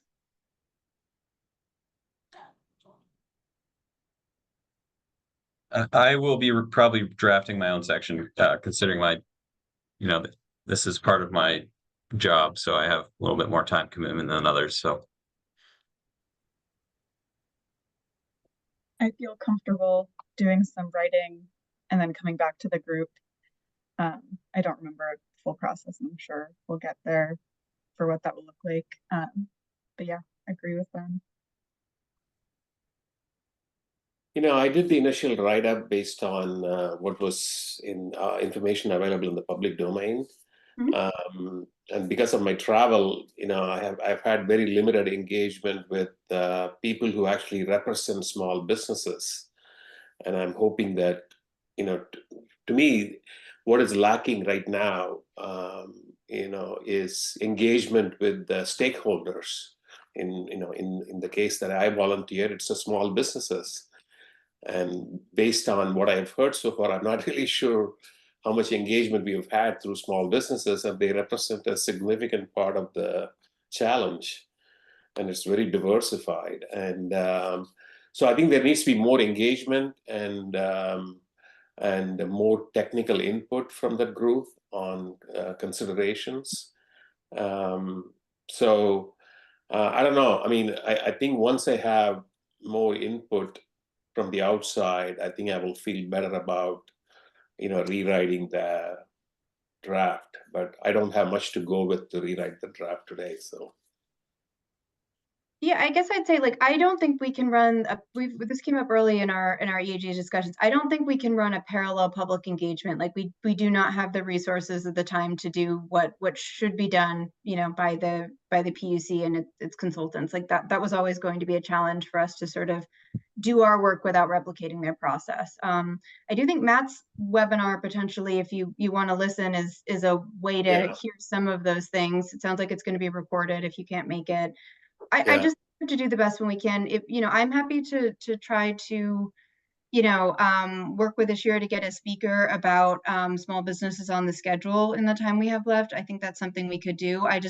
We're never going to be able to do the public input process that's necessary to be comprehensive. So it's a decision we're just going to have to figure out how to do enough, I guess. Yeah, well, I guess what I mean by that is even to talk to the leads of the small businesses. I have a list of 8 leads from the small businesses. Scheduling time over the next 3-4 weeks. I'll be lucky if I get time with 1 or 2 of the 8. So, yeah. It'd be helpful for me or maybe a suggestion, could you list all the deliverables we have, including each person's section? And if mine, so I know exactly what I have to do, and also put editing work group and send it out, let people volunteer or give them a deadline. You got a week or 2 to think about these things and volunteer and see who volunteers on their own and what's left. But I just think having a clear list of what we have to do by when in who is responsible at this point is gonna help me at least ensure I don't drop any balls I'm responsible for. Okay, well, I'll be, and we're running out of time for this one. I will talk with Ashira about sort of revisiting the schedule. We did want to sort of, we got a little off track the last couple of weeks, so we'll try to come up with a new schedule with some deliverables, and we can come up with a list of sort of what's being done so far. And yeah, I just think it'll be worth thinking like, if you've already signed up for something and you want to switch topics or something like that, that's going to require some shuffling. And I guess Ashira and I will just have to figure out how to deal with that. But yeah, I do think a clear timeline is what I'm hearing, and that totally makes sense. So I will work with Ashira to come up with a new draft schedule, and we'll kind of see how we all feel, noting that, you know, things are going to change and we're going to have to be able to accommodate the draft framework and any other sort of new guidance that emerges towards the end of the year. So I will work on that, and I think we can revisit this next time. I guess I will say, if you do have a section that you're assigned to, any sort of like organizing of the content that is there into sentences, I think is really going to pay off and help be less time crunched, you know, based on what's already out there. And you know, doing the legwork of doing like citations and stuff, you know, I'm happy to help find sources and things like that. I guess anything, knowing how much we have ahead of us, anything that we know we're going to include now and we can do now, it seems like is the way to go. And I'll work on deadlines and come up with a process for assigning sections with Ashira. So we'll follow up on that next meeting. Any other comments on this before we move to the credit issues subgroup? Well, Mia, just one question. This last example that you shared with everybody, the residential, not the renters. Yep. People started commenting via email. Is one allowable? Two, is that the way you want to do it going forward if it is allowable, or would that be something that is more appropriate to be done within a subgroup? I know it's sort of an open meeting law question that Dominic might be able to answer, but you know, I just want to make sure that people are clear that if that is the process, that if it's something gets drafted and shared, that's appropriate. You could start sending email comments back in, or is there some other better way to do that? So my interpretation is people can send back comments to other members of the group. We can't edit as a group. One person could, you know, receive edits and make them for the group. I think there's a lot of gray area in that. Dominic, if you have any other additional context. Correct that we can't be discussing the edits and changes and recommendations over email, but having a example go out with the resources and then having pre-prepared feedback on that is perfectly appropriate. Applying it to the email chain, you know, I think Pike sending in what I kind of read as discussion points is a perfectly fine way to prep the conversation so that we can, in the meeting, get straight to the issue, make a decision, and either correct language live or assign when someone to correct the language. Where it gets a little murky is, you know, asking follow-up questions about the suggestion or offering then alternative language. We'll want to do those kinds of more deliberative acts in a meeting. And to Jeff's following along, I think Jeff's suggestion from earlier is a good idea. We'll break down who's writing what individually and come back with an opportunity to volunteer for a more comprehensive, you know, look in editing based on how much you personally have of time able to commit to this. And then of course, I think once we make the leap from bullet points and disparate sections to sentences, paragraphs, and a table of contents, the group will fairly quickly be able to identify points of contention, and then we can have those full conversations live. Thanks for the clarification. Hope I didn't take us off track. No, it's okay. I just don't think there's a great clear answer of how to do this. I had kind of asked around if anybody had done sort of this detailed of a report in a public process, and I have not really found great parallels for the type of work we're doing. So some sort of subgroup makes sense. I'll talk with Ashira about how to take some of this feedback and figure out how to do it. definitely, I'm worried that if I get the emails, I'll kind of lose track of what people have sent me. So we'll try to find a way to get comments in there, and make sure we collect everything. So yeah, if we can all think about that, I think that would be good because we've got some work ahead of us. Okay, so moving on to the credit issues subgroup. So we have two draft memos, one on the DDA memo that's going to inform the RFP about qualifications of the DDA. And the other one is opening low and moderate income credits to institutions that serve low and moderate income households. I can probably turn it over to Ben to discuss the specifics, but I just mentioned this is kind of our shot to approve this, especially on the DDA memo. It sounds like the PUC is already doing its RFI, but we would like to get this in time for them to incorporate into an RFP if the group sort of agrees with the credit issue subgroup. And then the LMI credits one also, I think if we can get feedback before the PUC for them to incorporate into the draft rule, this is a good time to do that. And I'll just editorialize that we had in our last credit issues group discussed whether or not there should be sort of other feedback about implementation of the clean heat standard, or sort of other sort of follow-up for how things like consumer protection will be managed.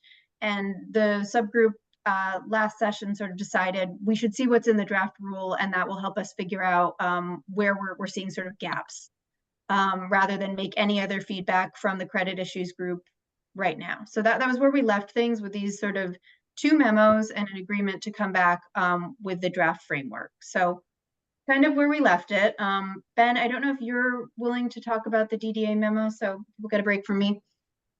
And The Catherine, DDA one, yeah, I can do that. Yeah.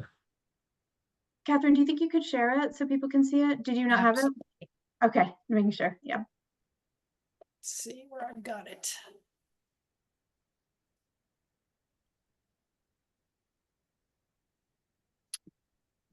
Let me see which one I need first. Yeah, if you want to go ahead and get started, and I'll bring it up. Yep. So yeah, so we had, as Mia just prefaced, the credit issue subgroup has been talking about a variety of topics.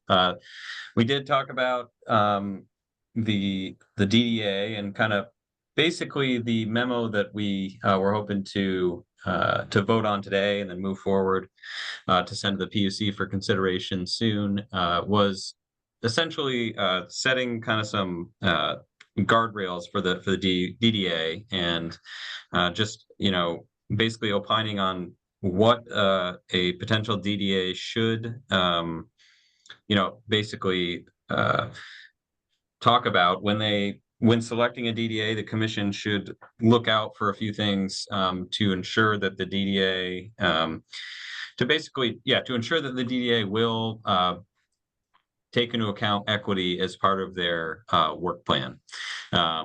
You know, we note here in this one pager, the basically all the groups that we think that a DDA should, you know, basically have a description of what they have experience working with these populations, and a plan for serving these various groups. So you can see here we have listed, you know, all the focus populations that we've been talking about for months now. You know, the renters, low-income households, moderate-income households, manufactured homes, you know, and then households with limited English proficiency. So we really thought that it was important that a DDA, instead of just saying, yeah, you know, I'll serve these folks, really lays out their experience when serving those focus populations, and then you know, any strategies that they might have, you know, at the outset for ensuring that these groups do in fact get served equitably under the framework of their plan, you know, that they're going to set out, which they will essentially lay out their work plan for working with the obligated parties to help achieve their credit requirements. So there's not you know, I don't view this as particularly controversial. I think it's, you know, pretty straightforward. Really, I think what I what we kind of broadly discussed in the credit issues subgroup is, do we think there's anything missing here that we would want default delivery agent to specifically, provide a background or description of maybe their experience in working with different populations? Is there anything here that folks would want to see included for consideration by DDA as they make their 3-year budget and plans? We kind of purposely, I think, kept it a little bit broad because given the fact that the, DDA process is still being rolled out, as Dominic mentioned at the beginning of the meeting, there's, the RFI being issued. So we wanted to keep it sort of deliberately broad at this point to elicit kind of maximum response. Yeah, Matt. Oh, this is well done. I really want to highlight the last paragraph. I think this is really important. The Act 18 does require, but if anyone thinks that the last paragraph is unnecessary, I want to say that it is, and it's important, and I hope we keep it in there. That they are required to offer statewide services, but some might interpret that as saying, well, we could build up after we take care of all the homes in Chittenden County, then we could build up and have no, they need to be investing in the other 13 counties right away, not ramping up to get to there. So I appreciate that last paragraph, and I hope it remains.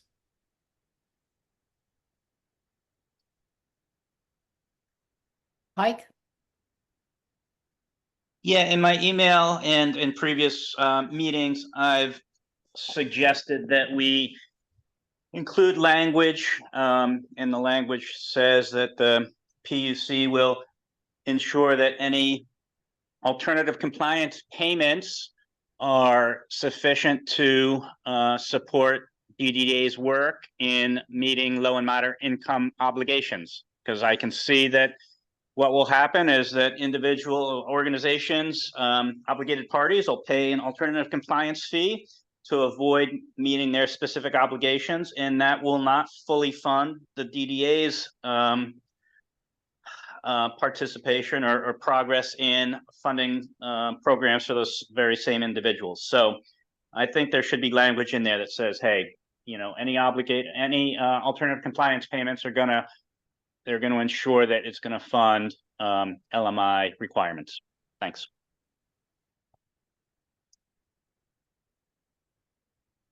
I'd respond by saying, I think that's a reasonable concern. I think I'd personally look for that into the draft rule and sort of see where that is or isn't. I think we had envisioned this memo as, DDA qualifications specifically, making sure they brought the experience to serve those groups in that role. I think it's up to the group whether or not we want to tackle this now, but that was the thinking behind sort of what is and isn't in this particular memo.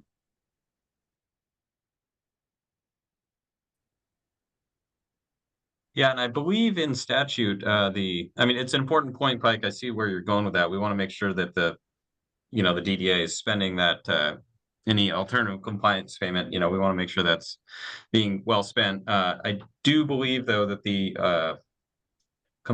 any non-compliance payment is double. I believe it's a double payment or 2x payment versus what the standard fee would be to get a credit from the DDA. So I think that was already sort of built into the statute on that. And I think that was to kind of piggyback off what Mia just mentioned. We might want to just sort of be reactive and wait to see how the PUC lays it out in their draft. But it's a good consideration. I see where you're going with it. Yeah, so let me just follow up by saying, while there might be a credit cost, that's going to be an average cost. We've been talking for weeks now how it's going to be more expensive to bring low and moderate income households up to clean heat standards. So I see the easy ones, low-hanging fruit, being cheaper than that average cost, and the LMI folks housing being maybe more than twice as much to bring them up to what we're looking for. So just because it's twice the payment doesn't necessarily mean it's going to cover costs. Thanks. Just to hop on some clarification on this, the expectation, the current design is that there will be 5 different kinds of credits.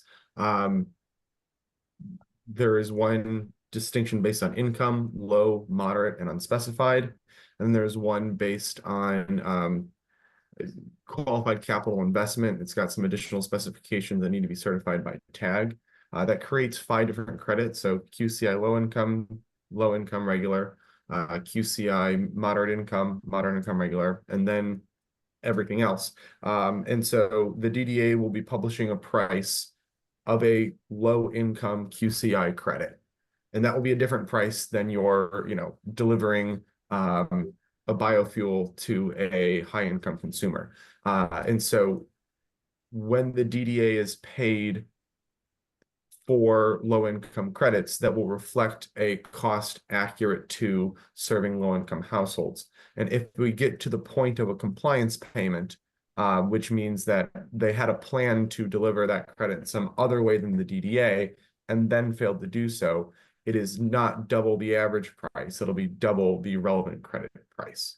So Pike, I think you're absolutely right to ensure that low-income households don't accidentally get left out because of a shortage of funding.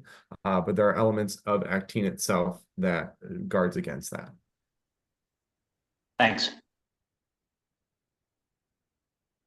So I guess the question is to add this in now in this particular memo, or as Mia has suggested, to leave this until after the draft regulations are issued and to determine whether or not this needs a response.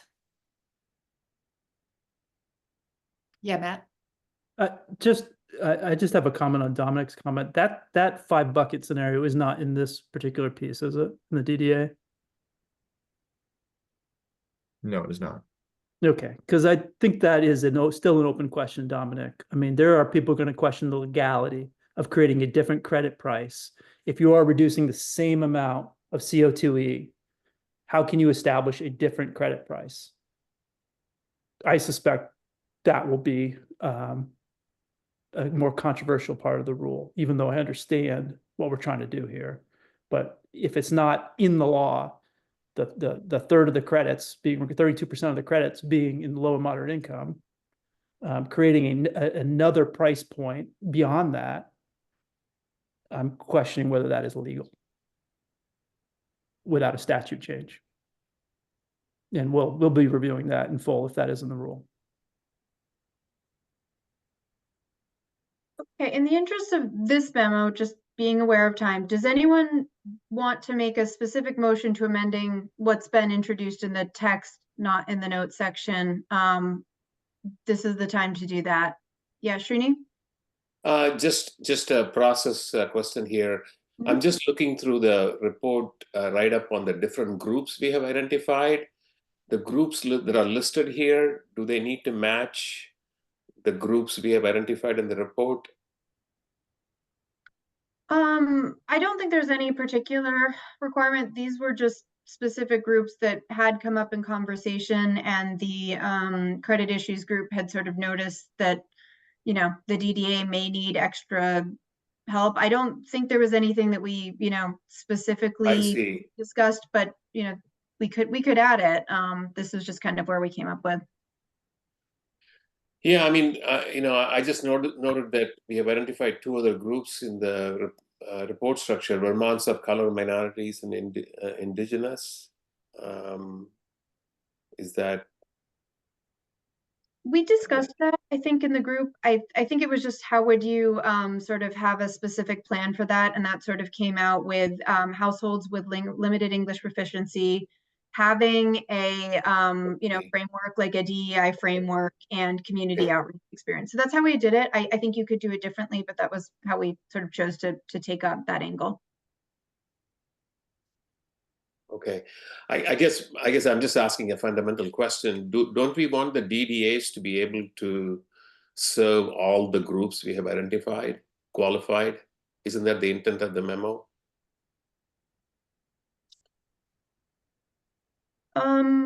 Yeah, I mean, I'm not disagreeing with you. We just thought that this is what the kind of was the result of the conversation we had in the credit issues group about things Okay. that the DDA may not have specific experience in dealing with.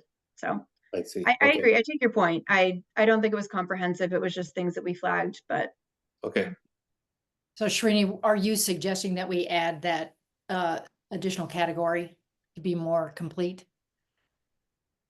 I guess if you're going to get the attention of PUC on DDA, and if they have to do something, in the October deadline to think about this, I think you want them to be aware of all the groups that we are focusing on from an equity perspective, and make sure that DDA is well equipped and qualified to do that.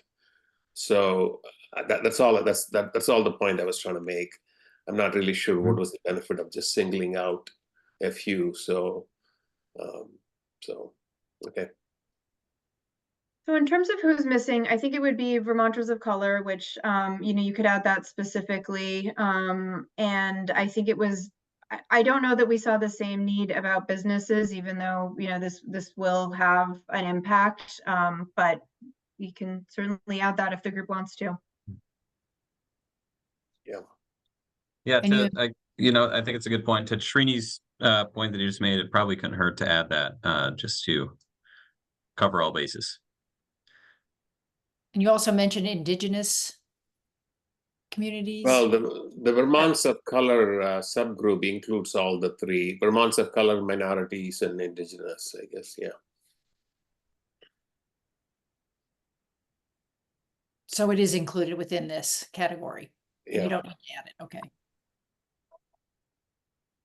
Okay, so it sounds like unless there's an objection, that would be added to this list, as indicated here.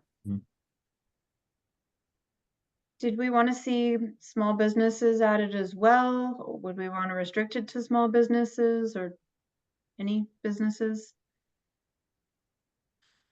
Yeah, I suppose if we're going to add small businesses, it might make sense to just be a little bit more broad and say, small businesses and industrial and commercial clients, so they could, if in the context of a DDA, essentially submitting their qualifications, but just, touching upon in their, a description of their work experience, probably would already be included, but it couldn't hurt for us to add it here. Is just to have them, include experience working with, industrial or commercial clients, since those are all covered.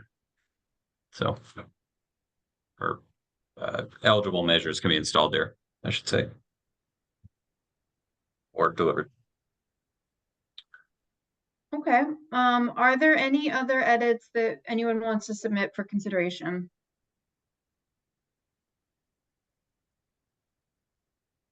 Okay. I'm not seeing anything, so let's move to a vote on the language as submitted. Let's see. And so I always do this wrong still. See, so can I have a motion to submit the memo as written to the PUC? So someone would make a motion if they want to. As written and amended. Amended, yes, correct, as amended. Thanks, Catherine. So I can do that. I'll motion to send the DDA memo as written in its current format to the PUC for consideration. Second. Great, we have a second. So with a show of digital hands, raise your hand if you approve the motion. So you have 9 in favor. 9 in favor. Are there any opposed? Hands down. That was Hands down, yeah, sorry, hands down, thanks. Matt, your hand. It was up, is it? Thanks. Yeah. Okay, and are there any opposed? Okay, I'm not seeing any opposed, so in my view, the motion to approve the text as written passes 9-0. Thanks so much, everyone, for your comments. Ben, would you be willing to submit this to, I guess, just the docket? I actually don't know where this one goes. It would go to the INB docket, so Okay. you could just. And submit would you there. just mind putting the header that like, this is the EAG, this one didn't include a forward, but just as written with the appropriate like address added to it, right? Yes, yep, all the formalities. Yeah, I can do that. Great, thank you so much for doing that. Sure. Awesome, thanks everyone. I think this is great that we're submitting that. I think it'll be helpful in evaluating a DDA. Okay, and then so we're still ahead of time, but running on limited time. So Catherine, if you could share the next memo on the LMI credits. So this one, I think we had a really good discussion in the credit issues group, but it was hard to come up with a definition that we felt would include types of organizations that we thought should be considered. Like, I think the main ones that came up were food shelves and shelters for people experiencing homelessness. If you expand the definition of LMI serving institutions too far, we kind of road tested this a little bit and found that we ended up with hospitals and schools, which could be huge credit producing projects, and kind of get away from what we thought was the point of this, which was to help people who can't directly receive credits because they're living in a shelter, or help something that a nonprofit organization that helps people like a food shelf. So in this memo, I've drafted sort of the background of why we, wanted to consider this and to make sure that these organizations weren't sort of unfairly impacted. And if you scroll down, Catherine, we developed a 3-part test for sort of how you would go about doing this, saying that LMI credits could also be derived from measures installed in or delivered to property owned by a nonprofit organization, must have a primary purpose to provide essential services to low or moderate income households, and the organization currently receives state and federal funding to provide services to low and moderate income households. And one thing I'm realizing right now is potentially a typo, is we probably wanted to say state or federal funding rather than state and federal funding, because I don't think that was the intent. I think that's a typo I did. And so, yeah, I think we acknowledged in this memo that like, this definition is not the easiest one to parse about like primary purpose. And we encourage either the PUC and or the legislature to take another crack at this to preserve the sort of principles we wanted to introduce without and making something that would be like legally durable and make sense. So I think this is a starting off point for someone who's better at drafting laws than our credit issues group to take a swing at. So let's open this up for discussion about whether we think this memo is ready to include. Yeah, Srini. I think I sent an email with a couple of thoughts on this. And one basic question, do organizations like the shelters, community organizations, from a greenhouse gas emission accounting perspective, they're not part of households, right? So they will be counted as part of small businesses? Yeah, I think that was our general perspective. Usually when you include households, you're not talking about shelters in the same way. I mean, there are counts of households in shelters, but we weren't clear that this would be considered for Clean Heat Standard purposes. So I understand that there is the fundamental issue here is of the 32% of the credits, some of those credits belong to those LMI households that are not living in their own houses. They are living in shelters. I think that's the basic issue. I think here is that's why those organizations should get the benefit. I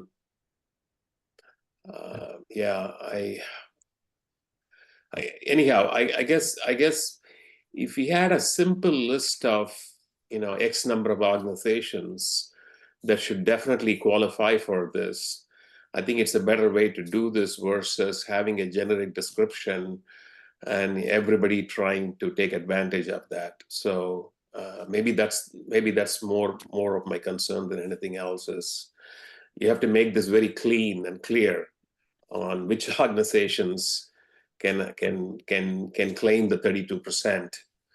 Otherwise, it'll get very, very messy. This whole program is messy to begin with in many aspects, and from an implementation perspective, it could be very challenging. So. Yeah, Jen, did you have a comment about that? Or otherwise? Yeah, following up on what Srini said, I think not only defining the organizations, but also the buildings and how they're used. So are we talking about direct service buildings, like where food is prepared and given out, shelters that shelter people? Or could this be construed to include administrative offices of, say, the CAP agencies? So the CAP agencies serve low and moderate income people, but it's, they have a variety of buildings. So would we be saying that CVOEO could use the funds to put, a different kind of heating source in their administrative building? And also there's other agencies that, or nonprofits that serve low income, such as a refugee action group.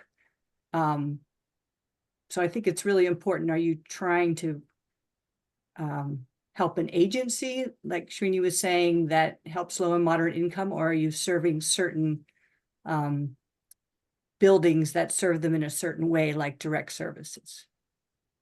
Yeah, we did discuss this as part of the credit issues group. We thought that making a specific list would be challenging. That's not usually how it's done in legislation, because that list could change. And we, didn't think that in our credit issues group, we were well positioned to know exactly all of the different groups that would offer services. And we discussed a little bit, right now there's no specific incentive that we could identify for nonprofit businesses. I think under Efficiency Vermont's programs, they're treated like any other business. So we did think there was a benefit, even if they're not literally sheltering households like homeless shelters, if they are offering sort of important essential services to low-income households, they'll have to deal with the increased costs of the clean heat standard somehow. And so this was kind of our attempt to sort of thread that needle of not making the universe too wide, but not making it too small either, and helping these essential services transition. And we, let's see, in terms of administrative offices, we did sort of kick that around. And I think we were just kind of like,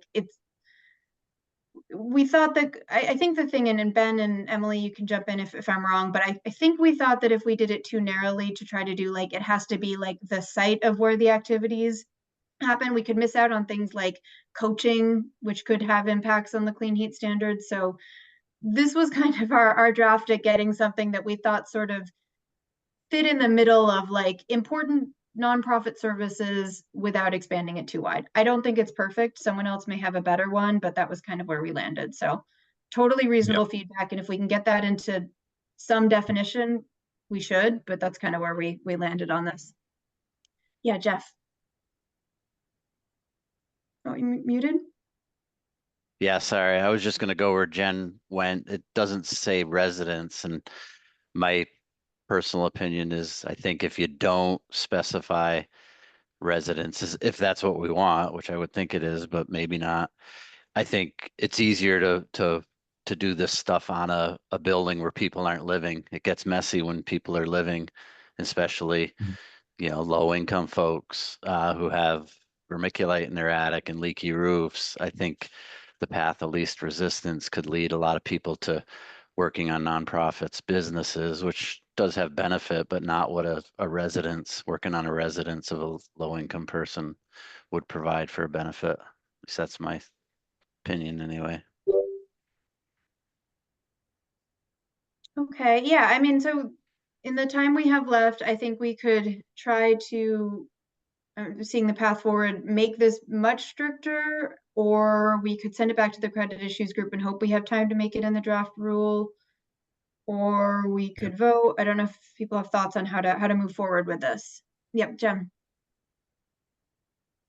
Yeah, just following up on Jeff, I worry about diluting the funding we have, if it could be extended to, again, administrative offices or any organization that helps low and moderate income. I think it should be specifically for shelters, for buildings, since I think that's the intent of this funding. Yeah. I was just going to say, what do we think is the percentage of population of LMI who are not living in their houses but living in shelters? Is it like less than 5% or? It's definitely less than 5% of Vermonters in shelters. I can check the point in time count. I'm trying to see if I can remember off the top of my head. I think it's around 2,000 or something. I should know that. Okay. Yeah, so I just think that for a very, I mean, I know that we have to consider the equity issue here, but I'm just not sure whether a small percentage of the population can lead to a design of the ruling, that gets so complicated. I'm just not sure. I think important to note, this would be voluntary. So if you can show that you weatherized a shelter, for example, that could count as a credit, but that doesn't mean people are going to be flooding to do that just because that's going to be a kind of specific, not Right. off the shelf project. So we discussed this, but didn't think that it would have huge spillover effects with the definitions tailored. But yeah, I mean, so this was something that, I think we had kicked around early in the process, and I heard from the PUC staff that like if we wanted to talk about this, this would be the time to do it to make sure it was in the draft rule. I don't think it has to be. If we don't think there's a benefit, we can stay silent and let the PUC do that, or we could make a specific recommendation to leave the definition as is. I think there are different ways we can go with it. We just need to pick a direction.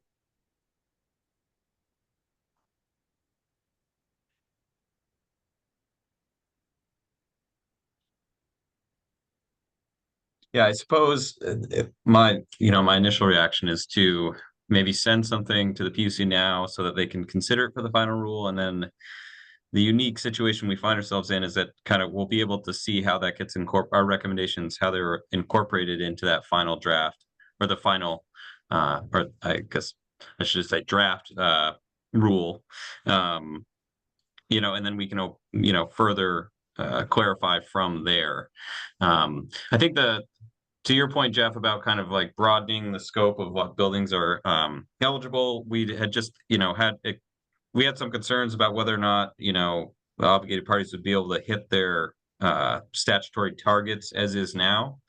And then, so we figured expanding this might be, if you like weatherize, for example, administrative office or like a Head Start building, that's going to benefit the low income population. But I totally see your point about the taking away from the residences, but yeah, so it does get complex. I guess I'm not sure how we would it would be fairly easy to be pretty specific in this memo here and just say residences. But my feeling is that might already be sort of defined pretty specifically in the statute as is. So this would be about kind of expanding that. So yeah, that's where we had the conversation we had in the subgroup. But so I guess, yeah, do we want to kind of preempt the draft that the PUC is going to come out with, or do we want to be more reactionary and then kind of offer our opinion after the draft? I guess is kind of the decision we have right now. I guess in the interest of time, so I guess we'll say option A is to send this back to the credit issues group and try to take this feedback into a more narrow definition as A. And then B is we stay silent on this entirely until the draft rule comes out. Am I missing kind of a strong consensus for a third option? Okay. And I guess I will note too, Mia, the potential study will be released by the time, the draft rule is also out too. So there's going to be all that information, which does include a section on low and moderate income. It includes information about that target in the statute, because that was one of the tasks of the potential study. So there's that whole section also that will have some data to inform our decision. So yeah, Catherine, if you could just stop sharing so I can just see the group. I'm trying to see, Dominic, is it okay if I take a informal poll without making a motion? That's fine, right? Yeah, just ask a question, no one make a motion. Okay, yeah, so I'm not making a motion, but just so the show of hands, option A, send it back to the credit issues group for more workshopping, or B, stay silent and see if we want to continue to deal with this after the draft framework is introduced. So A, send it back to the credit issues group. Can I have a show of hands who wants to do that? So we try to get this out for the rule. So that's 3 I'm seeing. Okay, so 3 for that. And then who wants, so let's raise lower hands, and then who wants to wait to send this back to the for the draft rule? Sorry. Okay, that's 2. You've got a lot of abstentions. I've got a lot of abstentions. Okay, so I'm gonna see that we'll try to meet again for the credit issues group. I guess that would be the only thing on our credit issues working group agenda for that. I want to note that Pike sent something in the chat and now has his hand raised. Okay, yeah, sorry. And Pike, remember, we're supposed to use these comments, but or not use the comments, speak the comments. So Pike's comment said measures installed and are delivered to property owned or rented by a nonprofit organization. Non-rented is an interesting, yeah, okay, so rented by a nonprofit organization. And said property has a primary purpose to provide essential housing services to lower and moderate income households, and currently receives the nonprofit state and federal funding to provide those services to low and moderate income households or individuals. Okay, so Pike, are you making a motion to change that in the memo? I am making a motion, and I see that there was a typo. It's kind of tough on my phone. I don't have my computer today. But yeah, I'm making a motion to amend the language in that 3-part to this single part, that we would just restrict it to housing services, and that the nonprofit, there was a switch in the language there, but the nonprofit would need to receive state or federal funds. So that's my motion. No one wants it. That's all right too. Does anyone have a second on that motion? So this is in lieu of sending it back to the subgroup. This would be the changed language to narrow it. That's how I Correct. interpreted it. Yeah, okay. Is there a second? Just so I'm clear, the action word there would be basically further defining the nonprofit to be those that provide essential housing services. Is that- Correct.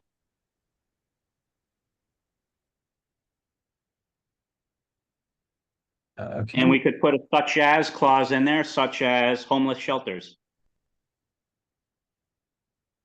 Do we want to try to take up that definition, have a brief discussion in the credit issues group, and then maybe the group will feel comfortable trying to get a read on how we move this out?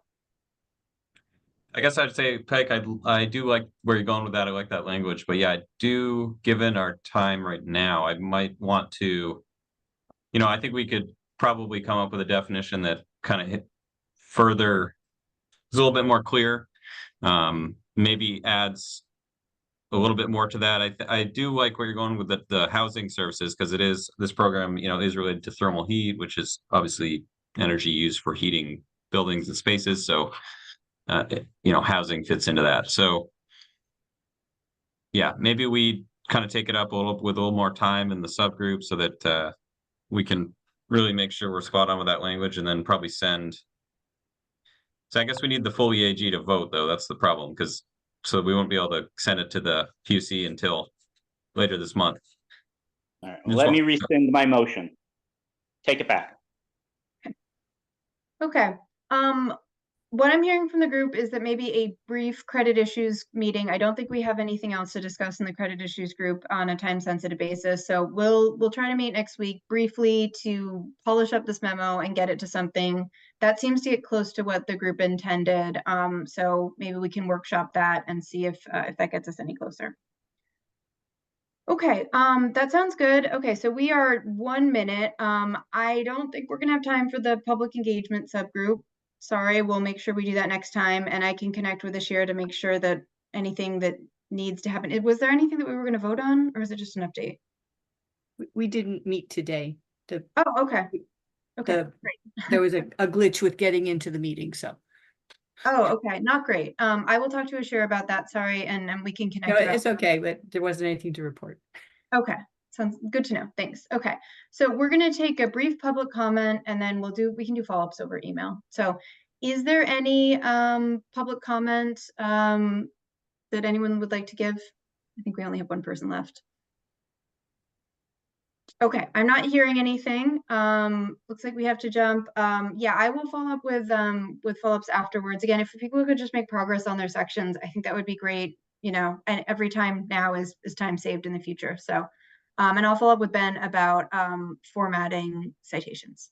Great. And we'll follow up on the other things. And Ben's going to submit that memo. So, about the DDA.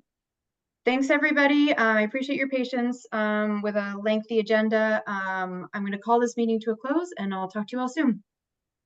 Thank you all. Thanks.